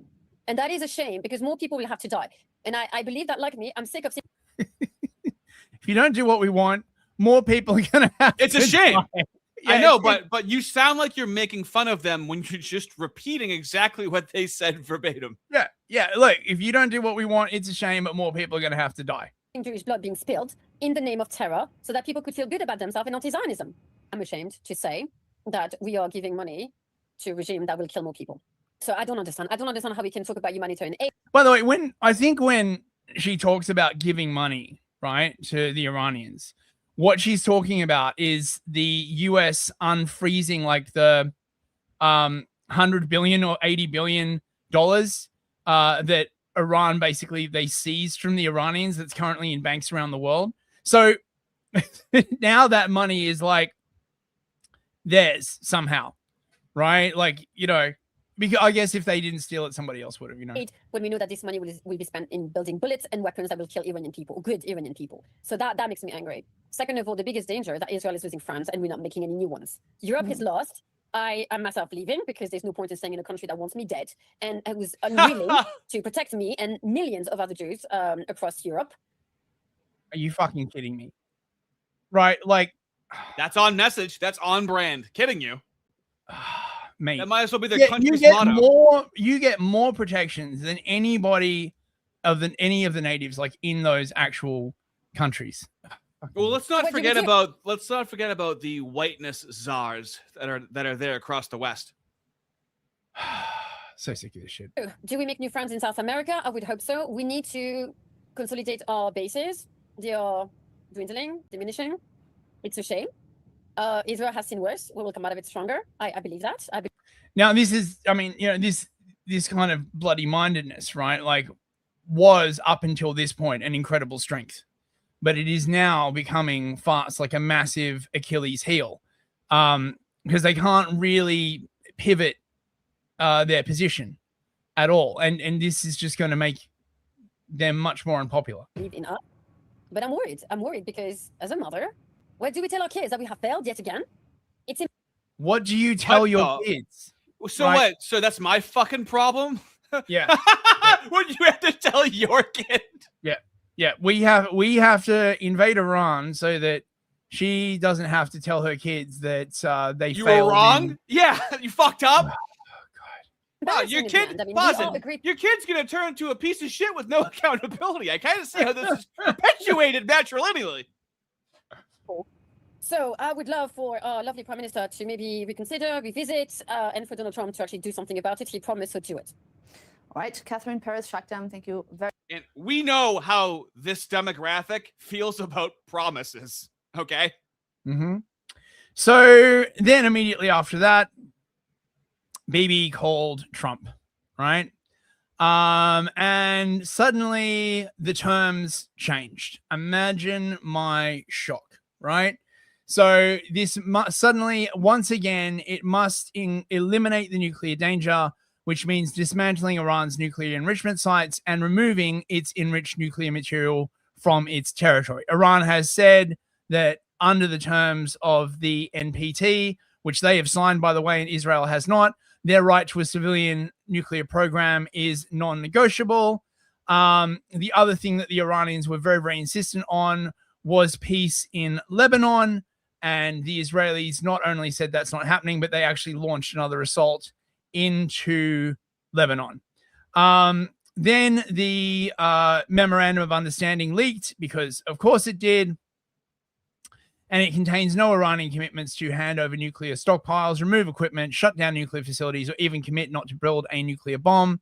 Instead, all nuclear issues are deferred to a 60-day period of negotiations after signing. So basically what would have happened, right, if this had gone through, is the Straits of Hormuz would have reopened, cargo would have been able to flow, and it would have started a 60-day negotiating period on the further nuclear question, right? This is how negotiations work between partners that don't trust each other.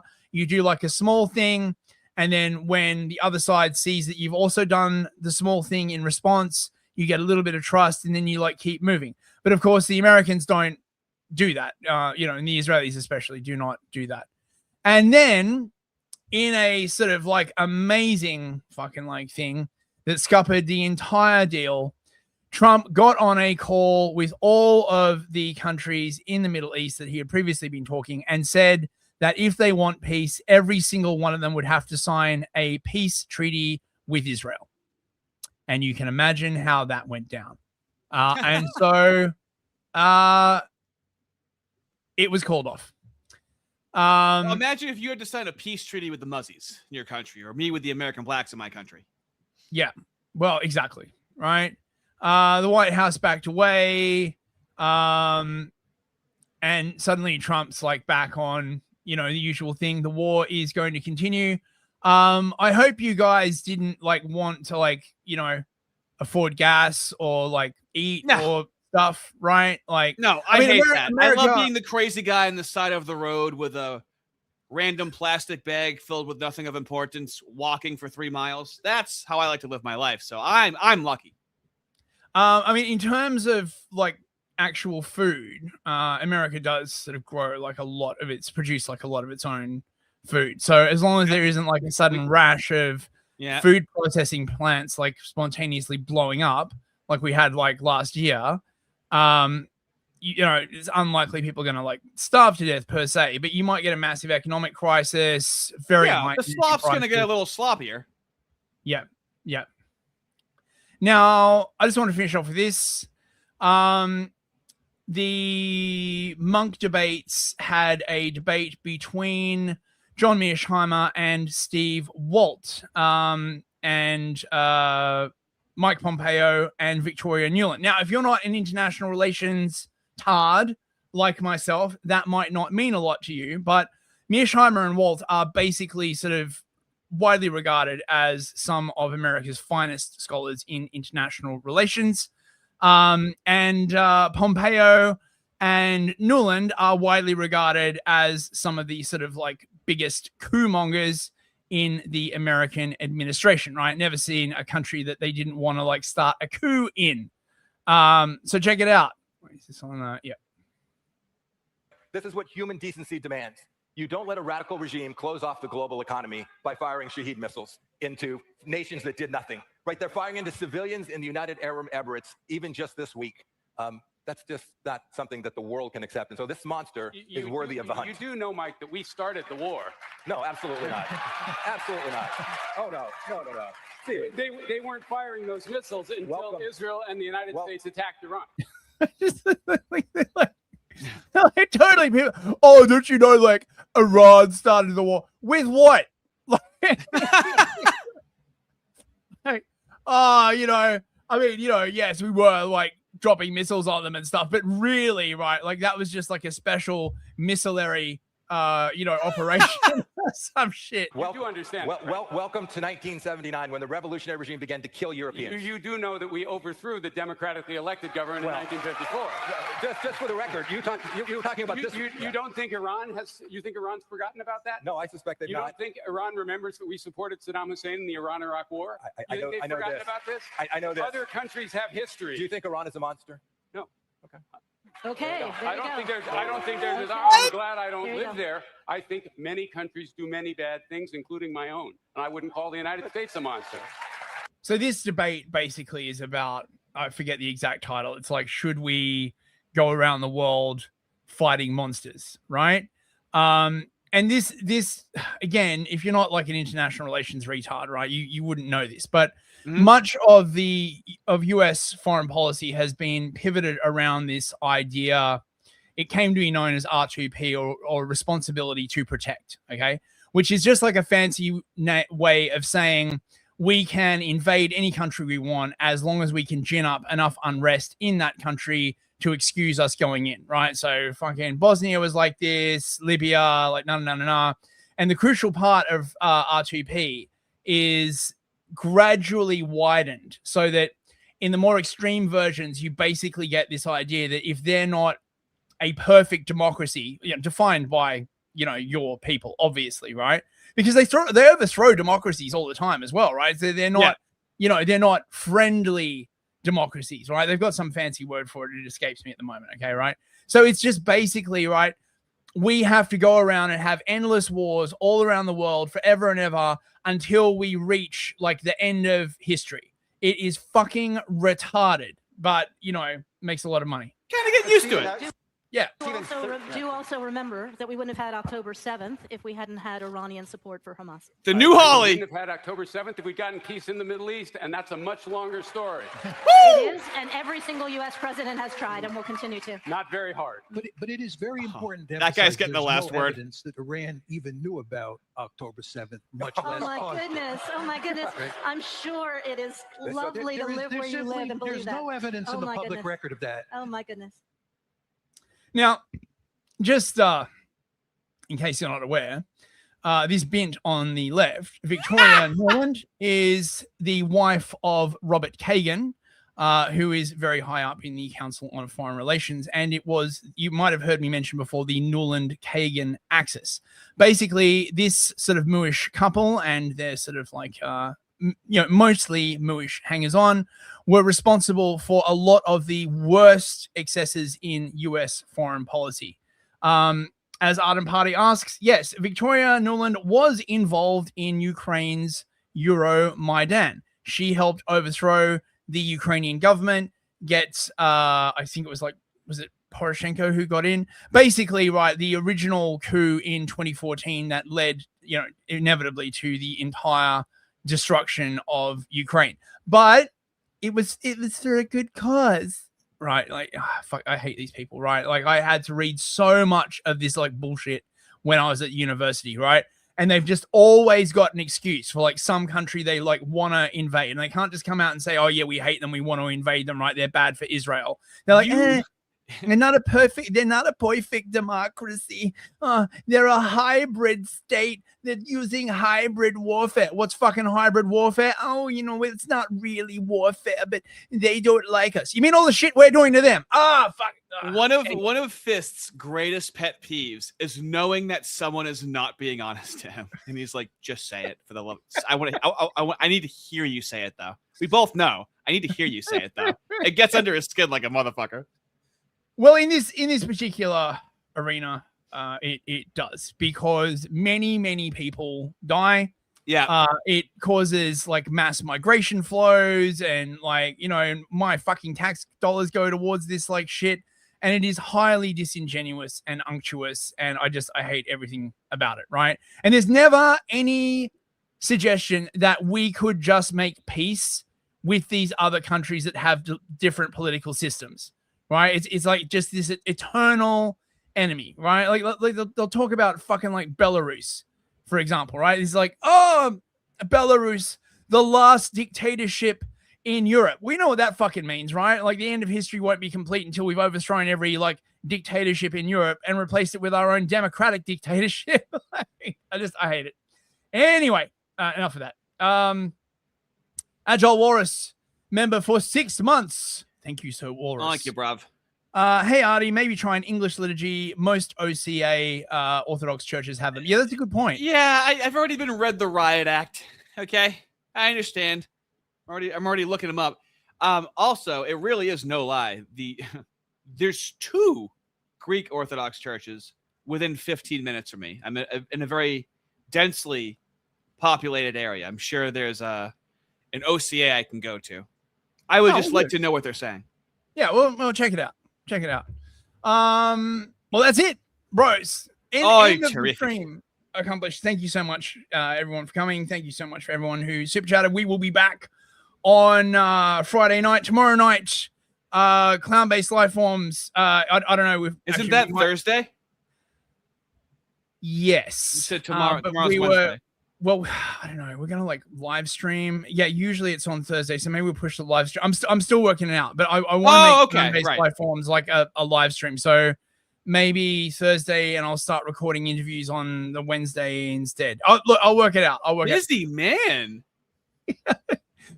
At a party, Fist has lost track of his days again. It's true. I alter my routine by like one thing. Like everything just goes, and plus it's that happened when we if we change one day, everything's thrown off. Yeah. I like my routine. Thank you so much, everyone. Any last words, Ardy? Fellas, I'm gonna send you to Hello Listener, and just to antagonize him, when you go in his chat, say Ardy told you to go to liturgy. Okay. Good night, everyone. Have a good one. Later, y'all.